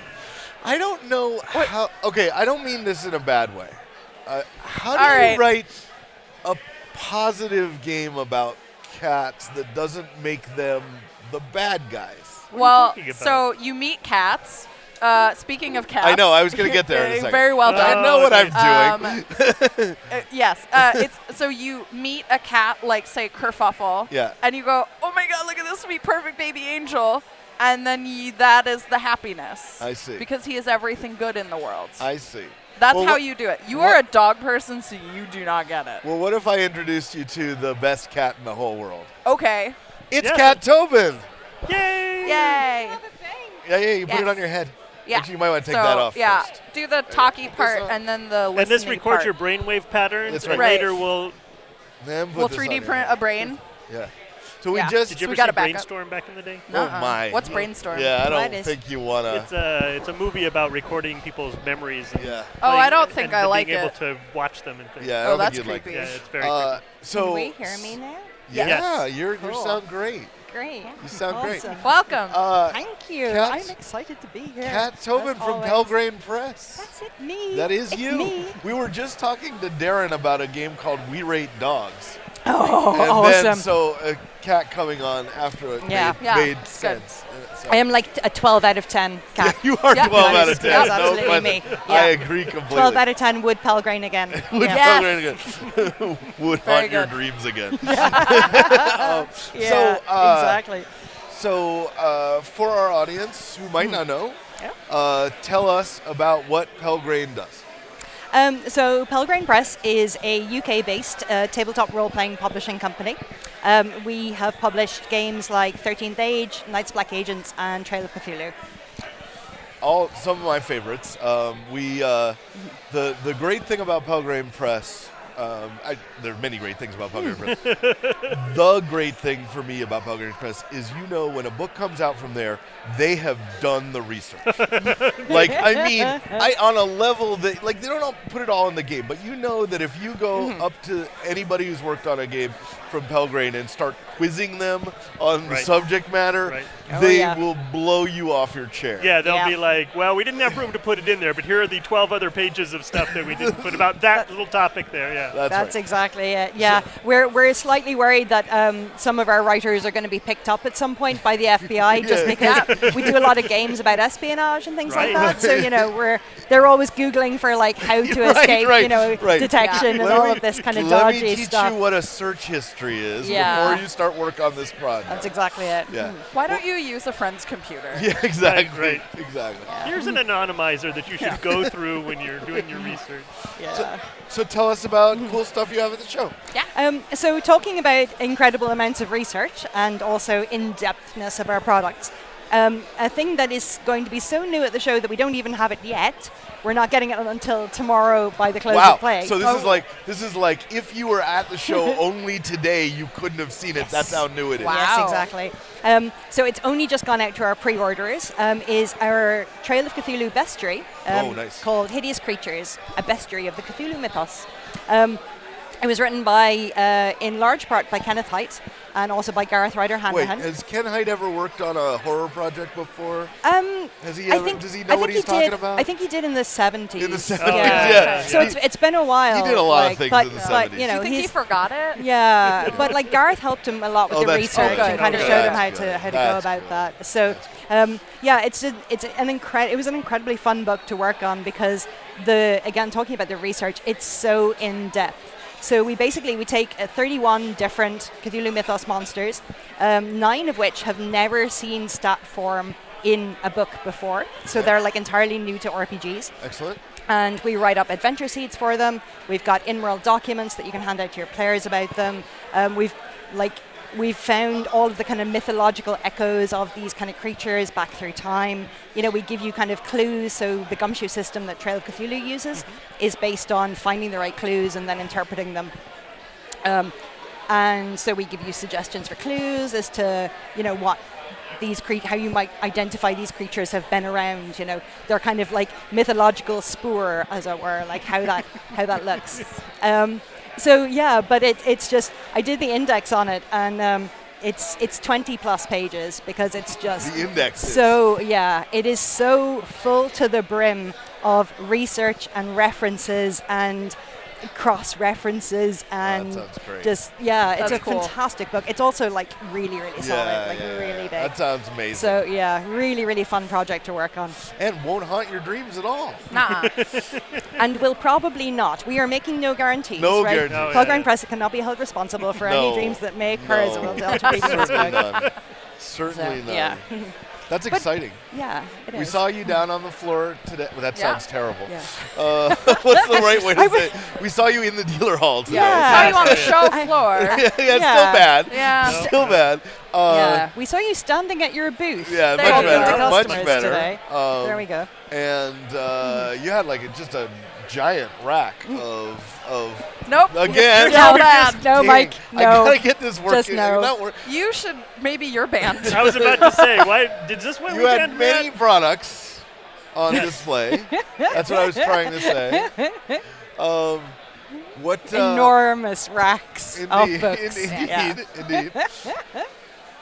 I'm being Yes, judged. and- Yeah. So what have you been? What other things have people gotten a chance to see that they hadn't maybe seen before?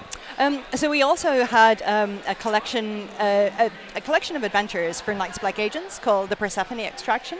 So Tell that's people what Knights Black Agents is. so Knights Black Agents is our spies versus vampires game. So again, it uses the Gumshoe system. It's a modern day setting, and it's kind of like if you imagine the Bourne trilogy, but Treadstone were vampires. Got it. So you play a spy, you've been burnt from whatever agency you worked for, and you're out there on the run because you've discovered vampires exist. But unfortunately, they've also discovered you exist. So you have to try and work out how to hunt them down and kill them before they hunt you down and kill you. I like it. Yeah. And this new one is for, and the new set is. So the new one, the Persephone Extraction, is kind of it's kind of a world-spanning series of adventures that you can run as one-shots, or you can kind of string together as a campaign. And it just it gives you like a central big bad, or what we call a conspiramid. So you have your kind of Conspiramid, I love that. your big bad vampires Yeah. at the top, and then Yeah. as you go down, Gabby, as you'll notice, Yeah. loves portmanteaus. I love portmanteaus. cool. Yeah. So yeah, you said that and I was like, oh, my heart Yeah. is happy. What is this feeling? Yeah, so it's a fantastic tool just for building your campaign. Yeah. So you get your vampire at the top, and then all of the various minions going down your kind of pyramid, but then you turn it sideways, and that is how you play through the campaign. So you interact with the lowest That's minions first, super and then you rad. build up to the thing. Nice. It's a nice technique. Yeah, we're I kind like of proud that. of that conspiramid, Ah. That's as well as real being good. a portmanteau. That's So, very there you go. good. That's very Yeah. good. Like, That's get me one for like birthday. okay. Yeah. Okay. I'll get you a conspirament for You your should birthday. you should get her a whole Dracula dossier set. Oh, the Dracula dossier is great. So it's Yeah. one of my favorite books that you guys have produced. We've probably talked about it on the show before because I like We this have. one so much. But basically, you let Ken loose on the world of Dracula. Yeah. And I mean, it's impossible. I think the best thing I can say about it is it's impossible to tell what Ken made up. Yes. Right? Yes, it is. It's like some of it is just so obviously the Dracula lore that you've known, except he totally made it up, and you didn't have any idea. Right. And it's just amazing. It's got all the it's got little sidebars on music and it's just a fantastic book. So Dracula Dossier, probably my favorite RPG source book of this decade. Yeah, super High great. praise. Thank you. Super great. Yeah. Super great. Is it like is it an evergreen for you now? Like is Yeah. it, Yeah, like everybody absolutely. wants that book. Exactly, because it's a whole campaign setting, and we found that in play it takes people about a year to play through. So you'll have people coming to the end of their campaigns, and then other people are just starting. And we've got a Facebook group for it and stuff as well for GMs to find out how other people have played it before, because it's basically like an enormous. So we take Dracula the novel, we've added back in the 2 characters that were redacted out of it because Dracula was actually a report of real events that happened when Sure. I'm going to get this wrong. MI5 or MI6? I can never remember. And It's they go always, they it's go always crazy. unclear which Am I- of them is. Yeah, Internal and external. Yeah. Yeah. Well, one of them tried to recruit Dracula, and and so the novel is a redacted version of what actually happened when all of that went down. So you can literally take any person, place, or thing in the novel, and then you go to the director's handbook, and all of the information about how to use that person, place, or thing in your campaign is in the director's handbook, along with annotations from 3 generations of analysts who have all tried to hunt down and kill Dracula in the past. So you're like drawing on generations worth of experience. That's really in terms cool. of like trying to hunt him down. Yeah, So. this book was basically.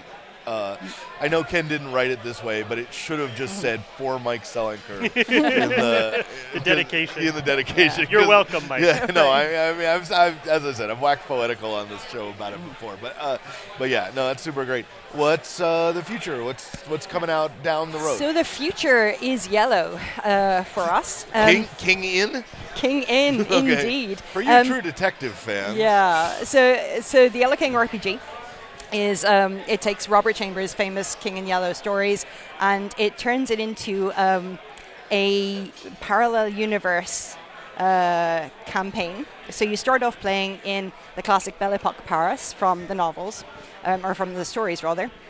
And then there is an infringement of Carcosa and the King in Yellow and his minions. There's a lot of minions going on. The King in Yellow and his minions basically infringe on that world. You then play through 3 other settings, in which your original characters kind of bleed in to the setting. So you play in the Wars, which is kind of an alternate history Europe in the 1940s, where you're fighting against the forces of Carcosa. And then there's the aftermath of the wars, where you've toppled the Carcosan regime, but now you have to try and rebuild the world in this and get rid of all the kind of remaining King in Yellow kind of weirdnesses around the place. And then there's This Is Normal Now, which is set in our time, but an alternate timeline, where again you'll be on your phone, but the memes you might be sharing are Carcosan. They're influenced by the King in Yellow.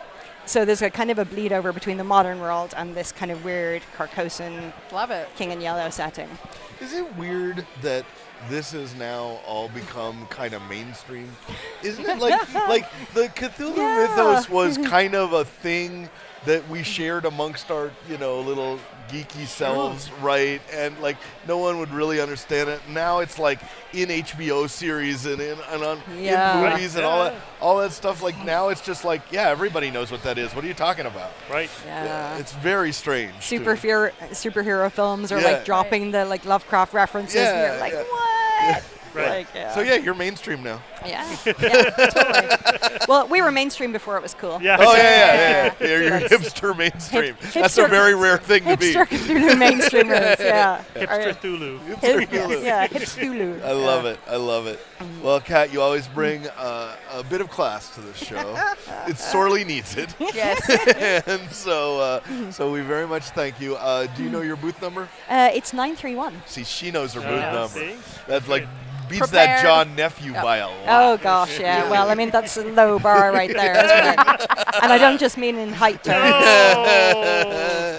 Oh. So yeah, if you're on the show floor tomorrow, go to 931. Check out all of Pelgrim's stuff. It's fantastic. Buy one of everything. But you can't lift Yep. one of everything. If you buy 4 of anything, you get the 4th one for free. Nice. Wow. 4 of Yeah. the same thing. 4 of anything. Oh, 4 of yeah, I so, see. Okay. So you buy $3, you get one free. Is Wow. the deal. So, Well, and the that's- PDFs with it. Bring a friend to carry them. Exactly so. Exactly so. Well, Kat, thank you so much No for worries coming at on all. our show. Thank you for having me. We'll see you soon. Absolutely. Right. Let me try and Yeah, disassemble good- this again. Good luck with Yep, that. you can do it. So I was walking through the woods and I ran across something. I realized it was mythological spore. Oh, good. Yeah, no, Yeah. you Alright. you step in that. It's It's just it's it's no just, good. Then You it's think on it could come off, but no. no, then it's No. on you forever. It's on you forever. Yeah. They talk about it. I think that's called incessantly. Uru metal. Could be wrong. I mean, Impossibility. Yeah, yeah. that's it. That's it. Yep. Very good. So let's see. What else? What else do we want to talk about for our next guest? Well, I don't know. I see there's activity over there. Oh Yeah, yeah, there's I know. things I happening. know. So what are we hoping to do during the show? What things are I we love looking forward to? seeing all the cool games. So I'm gonna walk the floor and stop. Like I walked in today and there were a bunch of people playing a game I'd never seen that had like pentagrams and demons all over it and everything. And I was like, yes, teach me how to play this. It's called Sorcerer. It's really a lot of fun. Unrelated to the RPG of the same name? I believe so. It's from Okay. White Wizard. So Okay. Nice. yeah, Cool, yeah, yeah. People who brought. Cool. Yes. I'm excited to. So there's an area over here near the big bar. There's some nice tables over there that people just sort of pull out their prototypes. Yes. And start Lot of fun. start playing. So I'm looking forward to maybe bringing some of ours downstairs. that sounds Getting cool. it. Oh, maybe after Jeff, we could talk about what Gabby bought today. Oh no, yeah. Oh, That's yeah. a huge deal. Yes. We will definitely talk. The teaser for later. That's You'll right. want Yes. to stick around for this. But first, oh wait, I actually, accidentally the whole literally after Jeff, because Yeah. the artist will be on the show. That's right. Literally oh, after really? Jeff. Yes. That's amazing. So very but good timing. first, Yes. Well done, Jeff Paul. Tidball put this on your head. I segued You without did it even. on purpose. You didn't even know. Yeah, foreshadowed. that's how You didn't good even you know. are. I know. I've Super been doing good. this for a while. Is that where the Now with millennials more are? flat. So out there is the internet. The people there, person there at least. It might just be my dad. That's the only. And We my love mom. your dad. Yeah. My parents Your are dad's a- 100% not watching. So as you'll note, Gabby is the new James Ernest. Hello. Or James is the old Gabby. Is Yes, what I've been saying. Exactly. James is the Like this is not. We've not been nice to James. No. Why are we doing No, that? you're not He being should nice have to been Gabby. here. You're not Yeah. being nice to Gabby. This is like it's not like James is shouldn't- like. he shouldn't right, have and you're hired like, your Whoa, dad to quick watch scramble this." for Gabby. No, it's like, Yeah, sure. No, it's fair. It's fair. So Jeff Tidball, one of our near and dear friends. Yes. Also from Atlas Games. We had John on earlier. But That We gave him a guy. hard time. that guy. that's right. That's right. Tell us I'll what's bet- really going on. Yeah. I'll bet he knows the Atlas Games booth number. Yeah, do you? 309. See? Ah. Why Can do I we tell even- you the alternate Atlas booth number? C303. We have two. Yeah. Look He at didn't that. know either of them? No. No. That's he knew fine. about woodworking. Yeah, he Yeah. did. He's not And allowed to write squirrels. checks anymore, though. Got it. So welcome to our show as usual. We love having you on, as you know. Oh, it's Origins by Night. Yeah. Yes, you've stumbled into it on it. You stumbled into a broadcast. That's fine. This is not, we don't just do this. There's millennials in this magic box and Yeah. your dad. And my dad. And your dad. Yeah, they're probably listening to him right now, learning quite a bit. So what's your show like? How's things? So far, so good. I love Origins. There was a guy who was shooting something for the news or whatever who came by and started asking questions, which caused me to remember that my first Origins was in 1997. Yeah. Yeah. That was not my first origin. No, you were 7. I should certainly. I shouldn't have done that. I apologize. No, that's okay. Okay, I don't know if it's this- okay to reveal I- a woman's age on here. I'm 28. Yeah. And I'm I just, 80. That's great. Yeah. I'm 80 inside. She really but is. I often get not made fun of, but it is pointed out that I am generally a lot younger than my compatriots, in which I would like to point out I will outlive you. Yeah, no, So I figured that out a long time ago. that's why. fine. It's just so you know. Just so long as you remember In that. my will, I left you all my work. I hard pass. Anyway,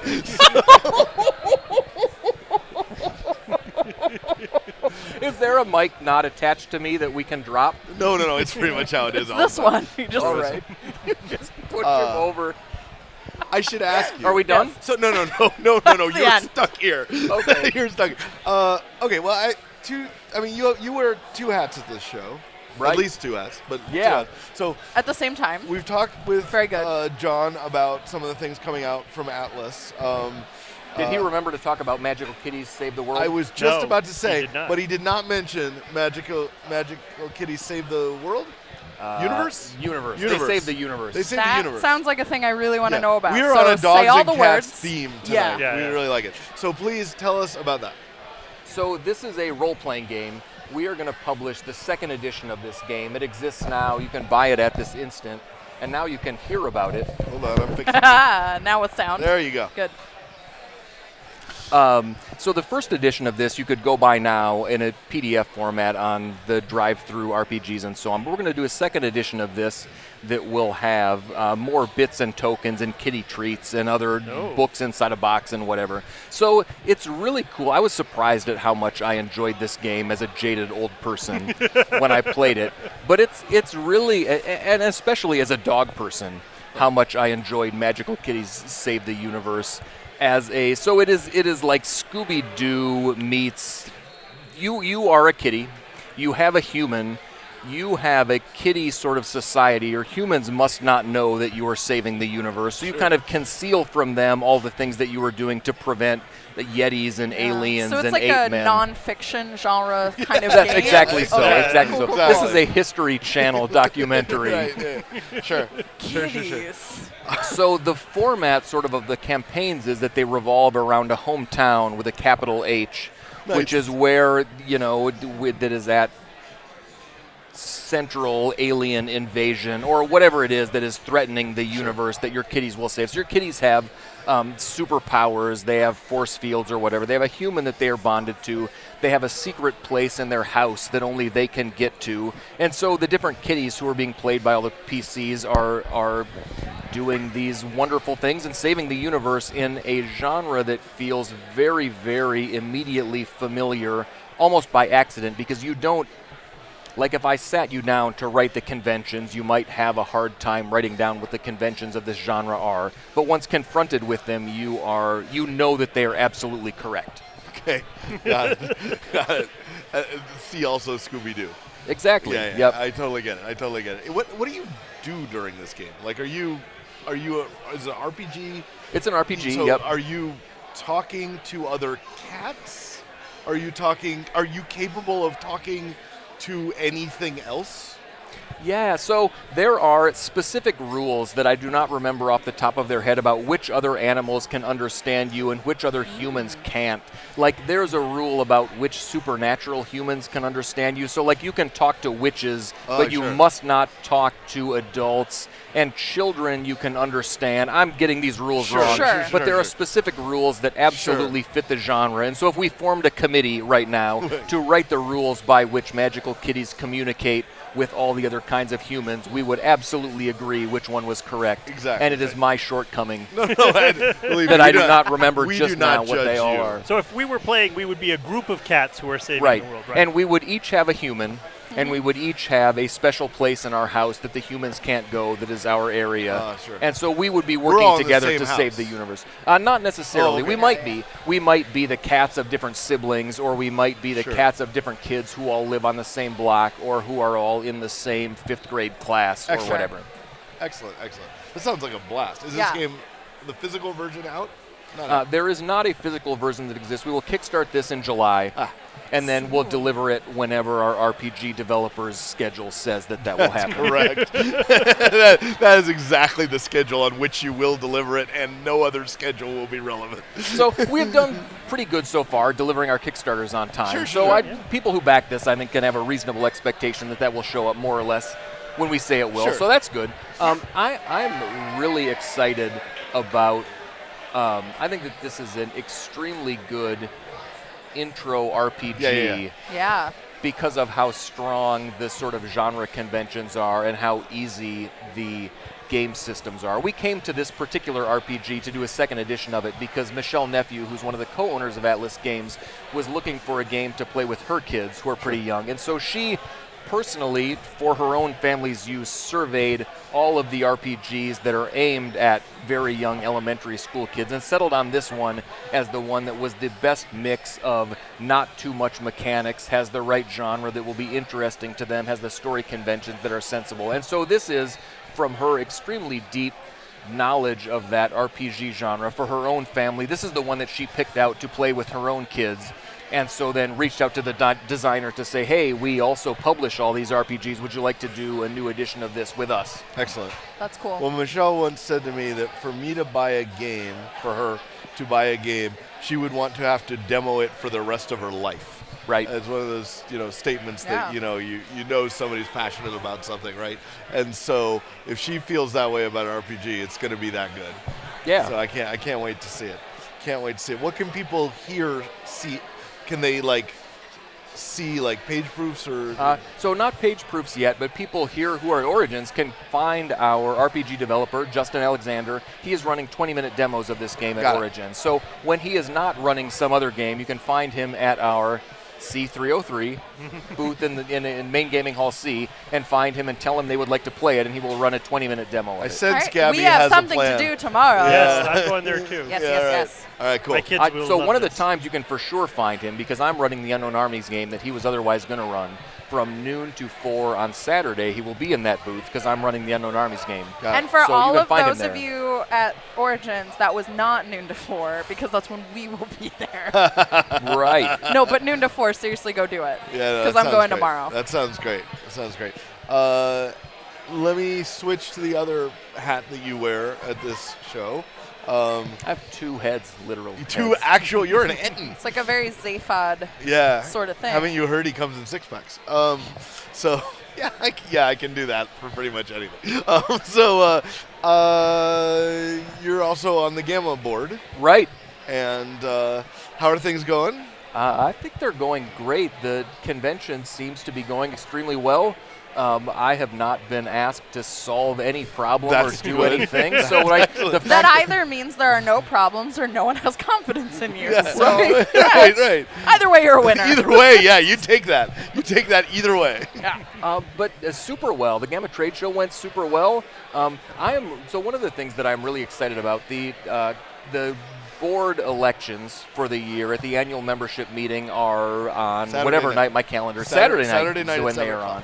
Or no, Saturday night before the Origins Wars, 6 o'clock.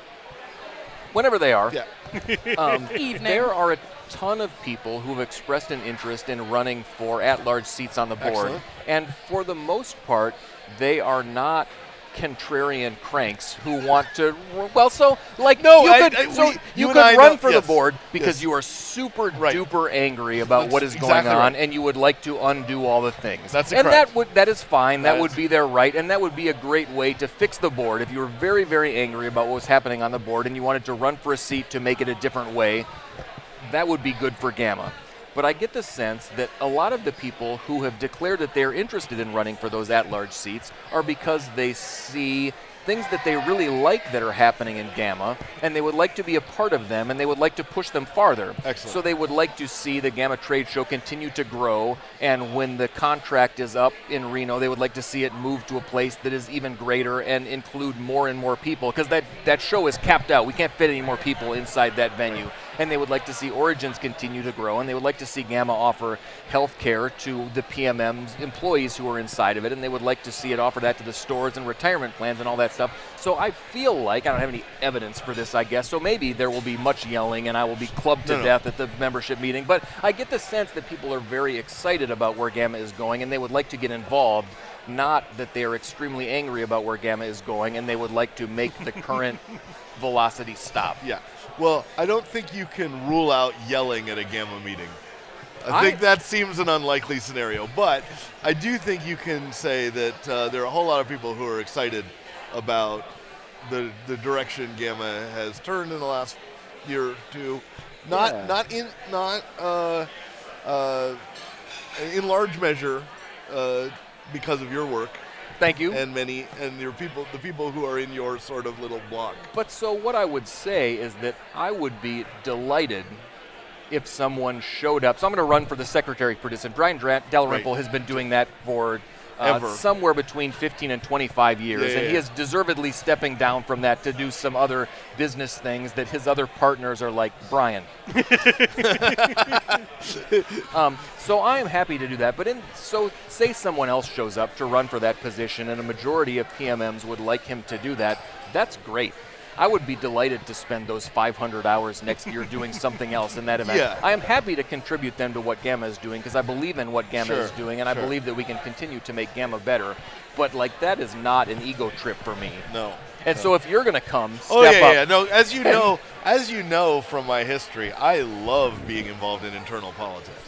That has always been my goal. Is to be never going to happen. But I will be voting. I do have a vote, and so Super good. So you're going to vote for Paul. if Paul's running, well, actually, Surprise. whether or not Paul's running, I might as well just vote for him. It would be great if you were elected Gamma president and you didn't even know that you were running. Yep. No, Then we you would love. assume it is some multi-year gaslighting campaign. Hey, that's how I got the presidency of the Academy that one year. So it's not like it doesn't. It's not like it doesn't happen to perfectly likable people like me. Uh-huh. Uh-huh. Uh-huh. Anyway, I broke Jeff. That was pretty good. All right, Jeff. Well, thank you so much for being on our show. Thank you all. We love having you, as you know. Again, just because our listeners are probably drinking along with us, Yes. booth number 309 and the other one. C303. Look at that.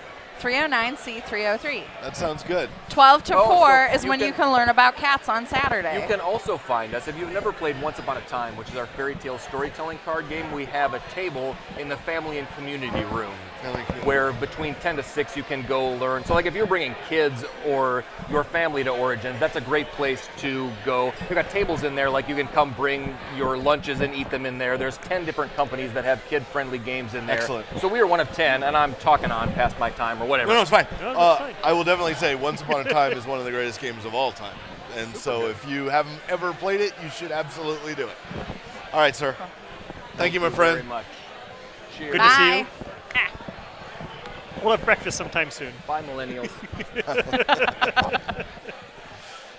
Well, that was fun. Yeah, we love. That was great. Cats. I'm very. Oh, yeah. You should take those. Don't leave those for our next Yeah. guest. I'm very It's- excited because my family's been playing D&D, which is great, and Yeah. I love Yeah, teaching sure, my kids sure. D&D. But my 2 daughters would go nuts if I was like, "This week we're gonna be cats. Yeah, Yes. but not just cats, magical cats. That we're Right. gonna save the universe." Yeah. That's right. I think they would go off the deep end. No, that's how it should be. Yeah, we are getting a particularly good run of animal themed games Yes. on this show. Yeah. We did that for you, Gabby. That's nice. I appreciate it. Totally. Tomorrow. Tomorrow's just mechs. It's all mechs. That's fine. I All the like way those. down. Mix all the way down is fine. And then on Saturday, I would like it to be cheese. cheese. All right. All right. Cheese, And we'll that'll have be our cheese. theme. We'll have a cheese plate. Yeah, You can have a cheese. I'm cheese. down. There's It'll a be real Gouda. there's a. Oh, no, we're gonna do this? No. No. Oh, we're gonna do this because No. No. you shouldn't pick a fight you don't want to have. Because otherwise we should have done it on Wensleydale Wens- instead of Oh. Saturday. Oh. You're unbelievable. All right, we should stop this because now we've lost all the viewers. No. There is a lovely No. creamery in the North Market. I though, know, So we should get an I'm- array of. We- Yes. we need to They stop. had really good looking burrata. We need to stop because otherwise it would be a fait accompli. No. Oh. All right. Okay, you happy? Yep. All right, good. I'm happy. So we're gonna make you really happy. Yes. Yes. Lisa, you want to come join us? Yes. So come over here. Bring your cool Bring stuff. all the cool stuff. Yep. Oh my goodness. We'll So yeah. Be very careful. Yep. So come Yeah. sit down and put this on your head. This goes around. right. So the Lisa back. is the This is- I believe artist guest of honor. Yes. Hold on 1 second while she puts this She on. gets the mic on. Yep. Don't you I just Yeah. like that. Put Yep. it behind It your goes head. behind your head, Look at that. over the ears. Yep. Just like a cat mask. Okay. Perfect. So And there's and you can put these headphones headphones on if And you'd then like you can to hear us. everything. Yep. Yes. Excellent. So Lisa Sell Yep. is the artist guest of honor Yep. at the Origins Game Fair this year. Might want to bring that a little closer to your Okay. mouth. Yep. Yep. There you go. And so I admit that I was not as familiar with Lisa's work until Gabby came by and said, I bought something today. Yeah. I'm gonna turn it over to you. So I'm walking through the hall this morning, had a good breakfast, had some coffee, was in a great mood, and I see on the wall this amazing metal dragon. And I was like, oh, that's it. That's the thing. Because it turns out my boyfriend and I, we've been looking for something to go above our mantle for a really long time. We wanted to find a piece of art that was something we really loved that would represent both of us, that we could look at every day and be excited and happy about, and I found it today. Yes. So it was slightly more money than I felt like I should spend on a surprise. On a Thursday of a convention. On the right? first day of a convention. Like if you make this call on a Sunday, nobody Right. has a problem Right. with it, right? I don't think Well. I was gonna make it to Sunday. Yeah, and that I was like, Oh, sure. Right. So like we did the thing. I was like, okay, so I want to get you this as a surprise, but I shouldn't spend Wait, that much did money you without a not tell conversation. You didn't tell? So I said, do you want to see a picture or should I just get this? Do you trust me? And he's like, I trust you, but send a picture. No, that's right. not trust. And I said, also I wanted him to like measure to make sure that like I was not off Yeah, I in was a my little belief worried. and perception of how big our mantle is. Yeah. Right. That is a problem that could happen with this piece. Right. Well, Yeah. it only has a, I think, 46-inch wingspan. So. Yeah. And so I have this amazing dragon that I own now. It's got gears. Yes. it's So I like clockwork. rushed back after a brief break in conversation. It was like, okay, I want to do it, because I was really afraid someone else would buy it out from under me. Right. Yeah. You get that dragon when you can. Yes. So now I have this beautiful dragon made out of all these cool clockwork parts. It's got like it's all got these old clock hands on it. It's these cool spines, and it's got a piece that's like a grandfather clock in the middle that you can crank and it ticks, and it's great. So thank you so much for making an art that's going to make me happy for a really long time. And I'm honored that you got it. I mean, that is one of my more known pieces that has been with me for the past couple of years. It's won a lot of awards, and it's actually a lot of people. You're going to make a lot of people angry because people really love that piece. Yeah, so. good. I'm glad Fight you made me, people cowards! You could have bought it. That's right. Yeah, it was meant to be yours. I'm so honored you got it. Yay! Thank you. Thank you. Well, Okay, so you did say if I name it, we Yes. have to let you know. Oh. We've Please. not named it yet. No, that's but fine. but when I texted after the payment went through and everything, I texted all caps, we got the dragon, except I was so excited I mistyped it as we got the Dragob. And he's like, so that's the name now. We're not naming it Dragob because that's a terrible name. I love it. It's the only thing I'm ever gonna call it. But lovingly nicknamed Dragob. yes. So, Nice, AKA. nice. yes, Dragob. Well, thank you for coming on our show. Thank I you for wanted letting to me be part of give it. Gabby that extended monologue, but you have also come with all sorts of amazing stuff. Well, I know you guys said, if I could bring a few Yeah, examples. there's that a would video be- camera right I there. guess. But no, thank you for letting me be part of this. And and also I did the cover of the Origins book, too. So Well, I brought it out here just for this reason. Perfect. So if anybody can see that, Derek, is that okay? Think that's good? Yeah, okay. Yeah. So, isn't that gorgeous? yeah, the theme this year was myth. And so I was trying to go a little more whimsical since this is a kind of a family-oriented event as well. And just, something more elemental and whimsical and just have a lot of fun with it. Well, But- it's a great cover. It's maybe Yeah. one of the best Origins cover books book covers I've ever seen. Thank you. Appreciate that. So, what have you brought? Okay. Yeah. Well, I just brought a few examples of my work because, as you said, you don't really know of me. If you don't mind me quick just saying, Yeah. I do my own thing, especially since I do more sculptural. And so I kind of just started doing what I enjoy doing and then seeing what people enjoyed. And I work more for the fans and the company. And now I'm trying to branch into that. But I work for you guys more than you guys know me for working for others. And this piece is actually what got Oh me my back God. into Oh my art. God. This is called the Living Hill Creature. Can I? Yes. I don't want to. He's I just been wanna- the enemy of many D&D campaigns. This He's is cool. fantastic. He's That an is entire. amazing. If you can't see the details, there's trees coming out of his head. Yeah, he's got rocks all Yeah. over. He got big teeth. Yes. This is great. I actually fell away from art for a few years and went to a show where I sculpted that for and met Larry Elmore and Sandra Garrity, two Sure. very good names in the industry, and they said, "Girl, you got to do art." Yeah, and seriously. that and them helped get me back into the industry and doing art. That's fantastic. So, if that's a 25 millimeter thing. Yeah. Yeah, You're not coming out of that well, I No. don't think. Your figure is just the right size to fit under that claw to get squished. Pop right into the mouth, it looks like. Yes. That's Excellent. fantastic. So cool. Thank you. When, is this just something you brought, or is it something for sale at your booth? It is for sale. I sell it right now mainly. I'm out of the finished ones, but I sell them also as a kit. So they come fully assembled, and you get all the baggie of all the shrubberies, and then you just get to custom paint them and shrub them up. I love that That's one of the cool. pieces in one of your things is a shrubbery. Yes. Like that's You must bring us a shrubbery. Yes. like, there's Not nothing- too big though. Not But too- yes. That's fantastic. Okay. Thank you. But I'm more known right now for my Masquerade mask line. Yeah, I saw these. This I is was I was holding one of those earlier This- today. and I guess our I brought you an our viewers. Hoot. Yeah. You're totally Oh, great. here, you want the dragon instead? Oh, this is great. Yay! This is great. So you need to understand. I saw. Yeah, I can tell. You're an owl. You are an So owl cool. for the. So, Gabby, by the way, is very much. I into love owls. So, you have to understand there. that, like, if you're, I'm going to say that your average artist who would come onto this might have a little section of her booth that is like masks, right? There might be like 5 of them or whatever. How many masks do you have downstairs? Probably like 100?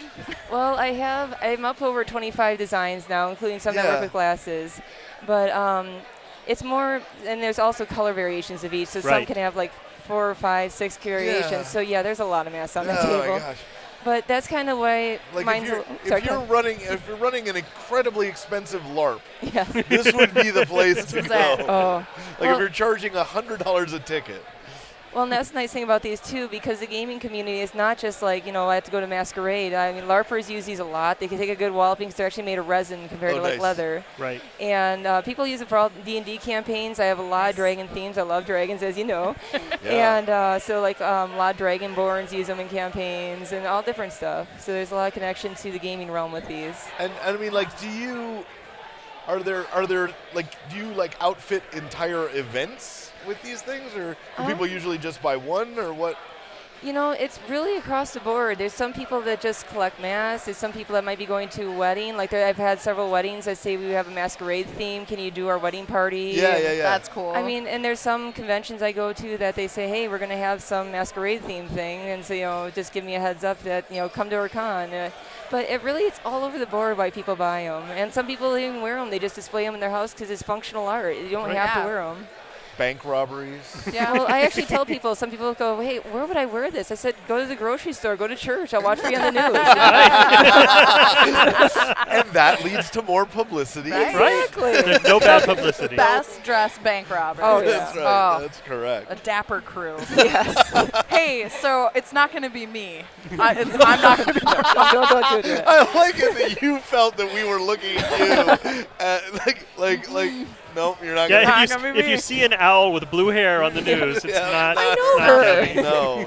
It's not me. No, she'll be, It's a copycat. she'll be the one holding the giant dragon Yeah. sculpture. Right. Blocking her view. What else you got there? Oh, and like these are, I don't want to show that I just do masks, even though it's my bigger line. They also have like the Living Hill, and these are called Junior. He's a baby dragon series I have. Oh, baby. He's the first of a cutesy critter line, so it's The just cutesy critter line. yeah. Critters. I hope people can see this. So just a cute little baby dragon. That's awesome. This Kinda- fits right Are in your you hand. are you a fan of the works of Real Musgrave, the pocket dragon Yes. Yes. sculptor? Yeah, these remind me. They've got this sort of winsome, maybe the right word. I don't know. Like These are very, sense very that happy. they've got like they're intelligent, but also just really fun to be around, right? Yeah. Love it. But maybe mischievous too. Love it. Yes. Yeah. So what else is in this line? Well, he's the first of it, and there's going to be more coming out eventually. I have to do only so many at a time because, again, as you said, table full of masks, creatures, everything. You can only do so much. When Yeah. you're Right. No, I mean I would be understating it if I said. I mean, there's some great booths downstairs, right? I mean, they're just amazing. But you walk up to Lisa's booth and you cannot continue walking. Yeah, you right? have like to stop. You have to look. Like if you're like looking down at the program, Right. you are gonna run into somebody Who's, like, who is just- stopped dead in front of your booth. Right, because it is just a visual display of amazing nonsense. Well, I really love to present my booth well. I mean, I have flaming turrets in my booth. I mean, if you have excuse Yeah. for people to have flaming turrets, you're going to have them. Yeah. But I mean, it's just with my booth, I enjoy doing it so much, and I just want to share that with everybody. So I do the best I can, and it's just I just love doing all this. And as again, I do it initially for everybody else as well as myself, because it's always a fun challenge and growing it, and it's just fun. And being the artist guest this year, I'm immensely honored to be. What does an artist guest of honor do? Like, what do they make? What do you like? Do you Your responsibilities. Yeah. Well, a few of the responsibilities I was given is like I presented the opportunity to cover art for the Sure. book for Yeah, everybody. And so they tell you the theme, and they kind of give it to you and hope that, everybody likes your, everybody's okay with the idea. But, I presented with this, and they were very happy. So, and again, being more of a 3D artist right now, I haven't had much time for 2D, so I'm really excited for the opportunity. Sure. Right. I'm honored with the position of being one of the end caps, so I get double the space I typically would get. So Sure. that's why I really brought the Thunder and the Flaming Turrets this Right. year. Yeah. And the cool dragon that I'm so happy you had the opportunity to get. And it's just, there's a few other little responsibilities, like we can participate in games as a guest. We can nice. go to the award ceremony. That'll be the other night. Sure. I also need given the opportunity to teach classes, and so I will be actually missing the award ceremony because Friday and Saturday I'll be doing a 2-part class. It's like a crash course. You actually learn how to build an armature and a structure of a dragon, and then you actually get to use the materials I use. They're self-curing. And you get to actually learn a lot of the techniques that I do, like Cool. scaling, and you get to inset eyes and everything, and everybody That gets to sounds build like dragons. it's going to be Yeah. during this. Yeah, we're not I going. don't think so. We're not going to be able Paul- to do the podcast. Hey, so Oh, I was. you're so sick. I think I caught it too. I might be doing a solo podcast Yeah. from now Oh on. no! That's a real shame. Are you available to co-host? Because I'm going to lose. No, she's teaching. I gotta right. I could be here, and you're all sitting there going, "We're not learning anything." I know. Sorry, guys. Well, that's fantastic. We're so happy that we got to meet you and Oh, see thank you, your guys. amazing work. Honestly, you can't. This isn't doing it justice. I Yeah. mean, Go see it if you're here at the show. here, Yeah. what's your booth number? 645. I Okay. think it is one You're of the in 3 it's- uncaps. Yeah. Right. Just take time. Don't just say I'm gonna rocket by this. Treat it like it's a museum. Go and just meet Lisa, but also just absorb everything that's there because it's Yeah. just beautiful. And I'm excited because I also just want to say I'm showing people too that art can be anything. I mean, who'd think you could be sculptural mass? Yeah. And with over 25 different designs, and each one is so it's different. really true. It's really true that fundamentally the guests of honor, the artist guests of honor that have been on this show, tend to be people who design art for card games. Right. Right. Like it's Right. just like the main or RPG covers, right? And so we really haven't seen somebody whose work is primarily in 3 dimensions, and that's why this is such a treat for us, because having this on the show and letting our audience see all the amazingness that you brought, it's just a really great thing. Well, thank you guys. Thanks for letting me bring examples too and share with you Yeah. guys. Yeah, too bad you can't take them with you. We'll just Yeah, have these to. are Oh, they no. were We'll just donated. have to. Yeah, I might need those back. No. We'll help you get out of here. Yes. But thank you guys so much, and if you guys are at Origins, please swing by. Yes, please come to booth 646. I believe you just said. Goodbye, Yes, Mr. thereabouts. France. Okay, I'm gonna be real careful with this. Yup. Shane, can you help over here with? Oh, you're fine. Getting some of these. Drag other- I'd be willing to. Thank you, Shane. You're awesome. Shane is awesome. He That's is. true. Super awesome. Lisa, it was so great to have you on. Thank Yeah, you thank guys. you. It's a pleasure to talk to you guys. Yeah. Have a Bye. great time. Bye. I thought you'd like that, That segment. was fun and colorful. Yeah. Yeah. So how you getting that home, Gabby? Well, that's a puzzle for. That's a future Gabby problem. The Gabby of Thursday night does not need to worry about that. Yeah, I solve problems best when there's no time to not solve them. Yeah. So we'll figure that out on, I don't know, my flight is out Sunday morning at like 6 a.m. So we'll know by like Yeah. You'll be Saturday good. midnight. You'll be It's fine. really good. Yeah, I think that sounds like a fine way to approach it. I wouldn't put any thought into it in advance. No, No. not at all. No. I have like 3 plans and 2 backup plans already. It's fine. Well, So- that was a great. Yes, that was very That was fun. fantastic. Yes, So, we rarely get guests of honor on this show. no, well, we're not. I mean, we're kind of a low rent. Yeah. You know, like we're not. Yeah. We're not. I think I help bring a little more That's- yes. elevation. Yeah. They look the two over of and you, see. Yeah, so- Yeah. So, are you saying that in comparison to us, or in comparison to the person you replaced? Both. Okay. Why not both? Why not both? Why not both? Okay. So. Look, we got a double guest. Yeah. Ooh. Do we have? He's just gonna creepily speak in my mic. Nice. No, right. that's you terrible. just get close face to face. That's with it. terrible. Okay, so we'll do this in And we'll do this in wonderful. a sequence. Yeah. We'll do this in a sequence. Sean, put this on your head. Yep. Yeah. So we're gonna do 2. Ooh, you get the mic and he can have the headphones. Oh, Ooh. it's And then one of see you- anything? yes. Say anything?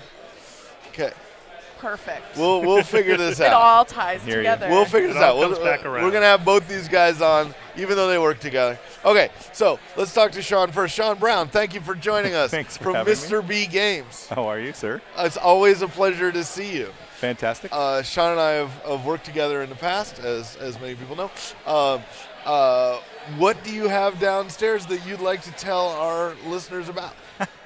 Well, because it's unfortunately the timing of Origins, we have a lot of things that came out a few months ago that Sure. maybe didn't come out here. Hey, they're new to our people. They're new Yeah, that's here, right. Yeah. right? Yes. So a couple of what would be new? We have Kapow. Yeah, we're going to talk to Oh, Keith Kapow. about We'll Kapow. talk to Keith about We're Kapow. gonna talk to Keith about We've got the newest edition of Liar's Dice. Which, Oh, yeah. Can't go Right. wrong with that one. That's correct. We're helping out the Laboratory H guys with some Dark Domains, which is actually new and debuted here, so that's kind of cool. What is that? I don't Dark, know what Dark Domains. Tell me more. Well, I would, but I'm not Laboratory H. So. Sure. Mike, it's domains, and they're dark. And they're- Oh, okay, yeah, got it. Oh. They're domains I that are don't know dark. what there isn't to get there. You're correct, Gabby. Thank you very much for educating me. That's basically why I keep you around. I like to help. You're I'm a very helper. helpful. Anyway, And one of the things we were just demoing on the table is I've got a new little micro racing game that's kind of cool. So we had that one out. That's called Vintage Racers. And What sort of racing do you do? well, so it's the idea where I was going for was turn of the century. So like 1904, 1905. Oh. And the idea is that it's not like we have these cool corporate sponsored race cars that do cool things. We have these like jalopies that we borrowed Yeah. our mom's tires for, Nice. and like put a pencil in the carburetor and things like that to just try and get around the track as quickly as possible. sure. That sounds fun. Yeah, it's a lot of fun. That sounds awesome. Awesome. And how has Origins in general been? Have you met a lot of cool fans? Have you? Yeah, I mean, it's always a fun show, right? I mean, there's always plenty of people coming by, and you see a lot of this is almost like the kickoff show, right? Because there's a couple of shows that happen a little earlier in the year, but they're more retailer-oriented or distributor-oriented or whatever. This is like, we're in con season. Now, it's a little weird that it's raining and cold as heck out. It's been very weird today. I didn't even bring a jacket to this convention because it's usually like 98 and humid here in beautiful Columbus. Right. But Yes. they made it weather for me. Yeah. Which was gloomy and dark and rainy and mean. Yeah, That's it's- pretty much my style. I'm all of. That's exactly how we thought. We're like, there's rain. I have to like walk in the rain in Columbus. Yeah, you have to live through that. It's the worst. It's awesome. And it's real rain here. It's not like Seattle mist that we're used to. No. We're like, we're actually like soggy. No. Yeah. All right. Hey, Paul. Yes. Can you reach over and grab that copy of Kapow Sure. for me? I'll be Oh right- boy. Just 1 second. Good luck. There go No all problem. the quartz. No problem. So we had Right. this like gimmick for Keith because we knew we were coming. We had this awesome gimmick lined up where he was going to basically hang out with us the whole time and only give one-word responses. to Oh yeah, everything. cool. I'm on board. I'm on So- board. Okay, so so- you can speak for Keith. Exactly. So You that's can perfect. speak for Keith. Right. All right. So I wanted to show this off. So this is a copy of a game called Kapow. I hope I've got that nicely centered. It's good. That's pretty centered. Yeah. So Kapow is a game that superhero game that Keith was kind enough to show me a preview of at the Gamma Trade Show. because we're friends. And he was like, yeah, hey, Mike, I'm really excited about this. And I am too, because I'm a superhero game fan. I've written a bunch of superhero games. I just generally really like the genre. And he hands it to me, and it's a production copy. Like, I mean, it's like you know, and it's clearly his only copy that he has because the rest are on the assembly line ready to be made. And I said, hey, Keith, apropos of nothing, have you sent this to press yet? And he says, why, yes, Mike. And I said, oh, okay. He said, what? And I'm like, well, as you can see at the top here, it says, or maybe you can't see, a comic book inspired buildable dice game. But there was no hyphen between comic book and inspired. And I said, are you just telling me your game is inspired? Right? You need a hyphen for that. And then I start looking at the box I'm given, and literally this phrase is 30 times on the box, right? And Keith goes completely white and goes, give me a second. And the next thing I see, he's on the phone with his printer going, you have to pull it off the line. We've got a hyphen problem. We've got a hyphen It was a big-time hyphen problem. It was a big-time hyphen problem. Huge hyphen problem. Yeah. Huge. So, Keith, would you say that was an accurate retelling of what occurred at the Gamma Trade Show? No. Well, that's how I remember it. Oh, yes. That's how I remember. Well, I like your version of the story. It's a good version of the story. I don't need things to be true to be fun. Great. Entertainment is more important than truth. Nearly all of the words I said in some order are true. Anyway, Keith, would you like to give me a description of this, or you want Sean to do that? Sorry, would you like to give a description of the game, or would you like Sean to do it? Sean. See, one word. One word. Good. So, to quote my good friend Keith Bloom, this is an engine building game where you build an engine. Oh, good, yes. Those are the best kind of engine building games. Good. From my understanding is that you have two superheroes. You're setting yourself up with, like some screens to divide you, and you have a little play mat. And you're rolling your dice playing your playmat, and you're trying to decide, based on what you roll, where you want to power up. Do you want to try to put for heavy attack, a little attack and some defense, or do you want to physically try to power up? And if you do the power-ups, you can maybe actually pop some faces off your dice and make them a little better for future.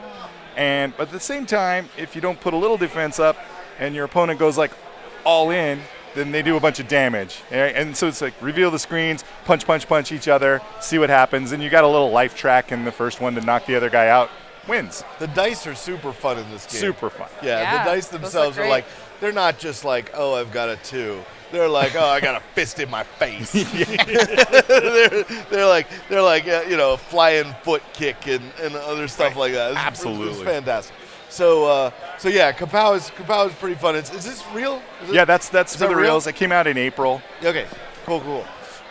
First time at a show? Yeah, first time it's debuting at a show. It's just a couple months behind on the release wagon. But yeah, whatever. It's good now. That's all that matters. Absolutely. Yeah. It's new to you. It's new to me. Well, it wasn't because I was properly hyphenated. I was the one who saved it. Now with more hyphens. I feel like we need shirts properly hyphenated and caffeinated, right? Exactly that would be fantastic. Exactly so. Exactly so. Well, I'm looking forward to it. I saw the production copy. Jokes aside, it's super fun. It's real fast. It's elegant. It's got, it's very colorful. The art is fantastic. Like, just overall, it's a great, fun, fast, super enjoyable game. And I'm looking forward to playing it out of the box. Thanks. Yeah. We really appreciate it. Yeah. Anything else you want to tell us about? The last one we're working on it hasn't hit yet. We're working on our next Kickstarter, which is going to be a game called Stacked.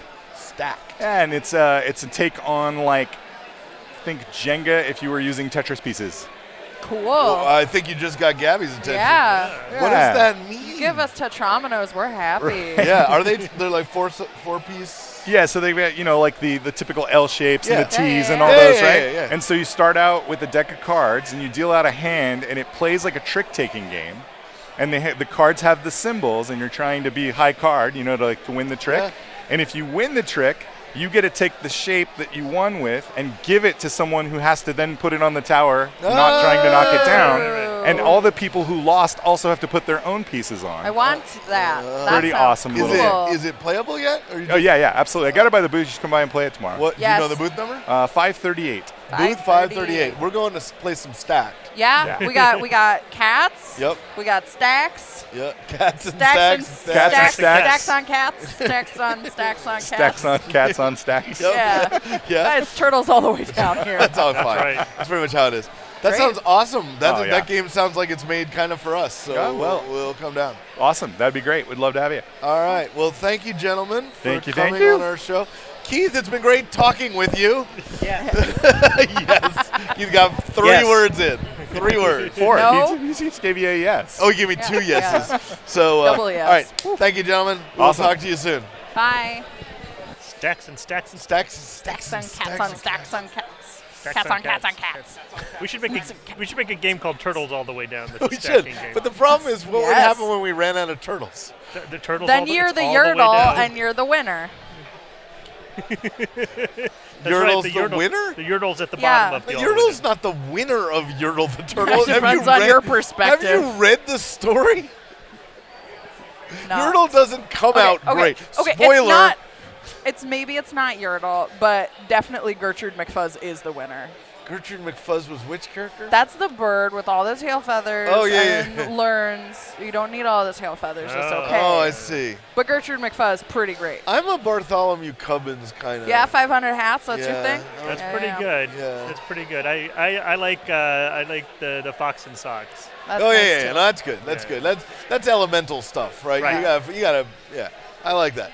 All right. Well, as far as I Is that the know, end of well, I this? don't know. Shane, is that our last guest for the night? Shane, All come right. here. Shane time. Shane, come join us Hi, Shane. for the end. Yay. Shane's the finale. Yeah. He fancy. This is Shane Steed. He's our major domo of this show. He makes sure that nobody Domo. gets on that shouldn't be on. Domocon. Domocon. Yep. Domocon. Domocon was a good idea. I love Domocon. So what do you think? Good first night? Yeah, We I didn't think screw so. anything up? Everything went well. Everyone showed up on time. which Good was wrangling. That was cool. Yeah. Yeah. Good wrangling. We got internet. We got power. We got drinks. As far as we know. Internet-powered drinks. At least one of those is important to me. Yeah. And so At any particular time. yeah. Depends on my mood. So as a preview, Spoilers. yeah. No. I was just gonna say a few people you might see tomorrow Okay. on the show. Hashtag spoilers. Hashtag spoilers. Subject to change. You Of never course. know. Right. It's live TV. Nothing like Yeah. it. Right? But if you come back tomorrow, you might see Justin Gary. Oh, the yeah, I creator ran of into him today. Ascension. We have lots to talk about with Justin. Lots to talk about with him. You might see our gaming guest of honor, Elisa T, be on Yeah. the show. Yeah. Perhaps. Yeah. Perhaps. We had She's lunch. very busy. We had lunch with her, and that was an honor. surprise. Yeah. You might see Rodney Thompson Oh. from Scratchpad Publishing. Yes. Dust City Outlaws. Mm-hmm. And that's just a Just a little frisson. taste. Yes, a taste, a frisson. And a booze And boosh. Yes, Yes. thank you. That's the Our phrase. boosh is being amused. That is Yes. exactly the phrase I was looking for. I have been watching a lot of Top Chef. Is that how it is? Is that how it is? So let me just quickly wrap it up by saying thanks again to Derek for manning the boards, for Ann and Josh from Twist Gaming, Twist Yeah. TV. Yes. This whole show brought to you by their equipment. Yeah, absolutely. Like- That's very true. We needed that. Absolutely. Yes. Thanks to John Stacy and the Gamma Board, course. the fine folks at the Hyatt for taking care of us, the whole Origins staff, and of course all you guys for watching us. We really appreciate it. We know we're we're taking up some of your valuable time. So we're excited that you're willing to spend it with us. We'll be back tomorrow at 8 o'clock with a bunch of new guests, bunch of cool things. We'll have played a bunch of games. Yeah. And we'll... Echidna Shuffle. Yeah. That's one I'm looking forward to. That cats thing. Yes. Oh, boy. Stacks. Stacks. Yep. Stacks, cats. Yep. Echidnas. Wait, sorry, Echidnas. Yeah, there's a game called Echidna Shuffle that I really want to see. Yeah. All right. I still have an alternate title for that, but I'll save it till tomorrow. Okay, yeah, after we've played it. Yeah. Okay, so thanks again, and we will see you tomorrow night on Origins by Night Lone Shark Live. Thanks a bunch, everybody. Bye. Bye.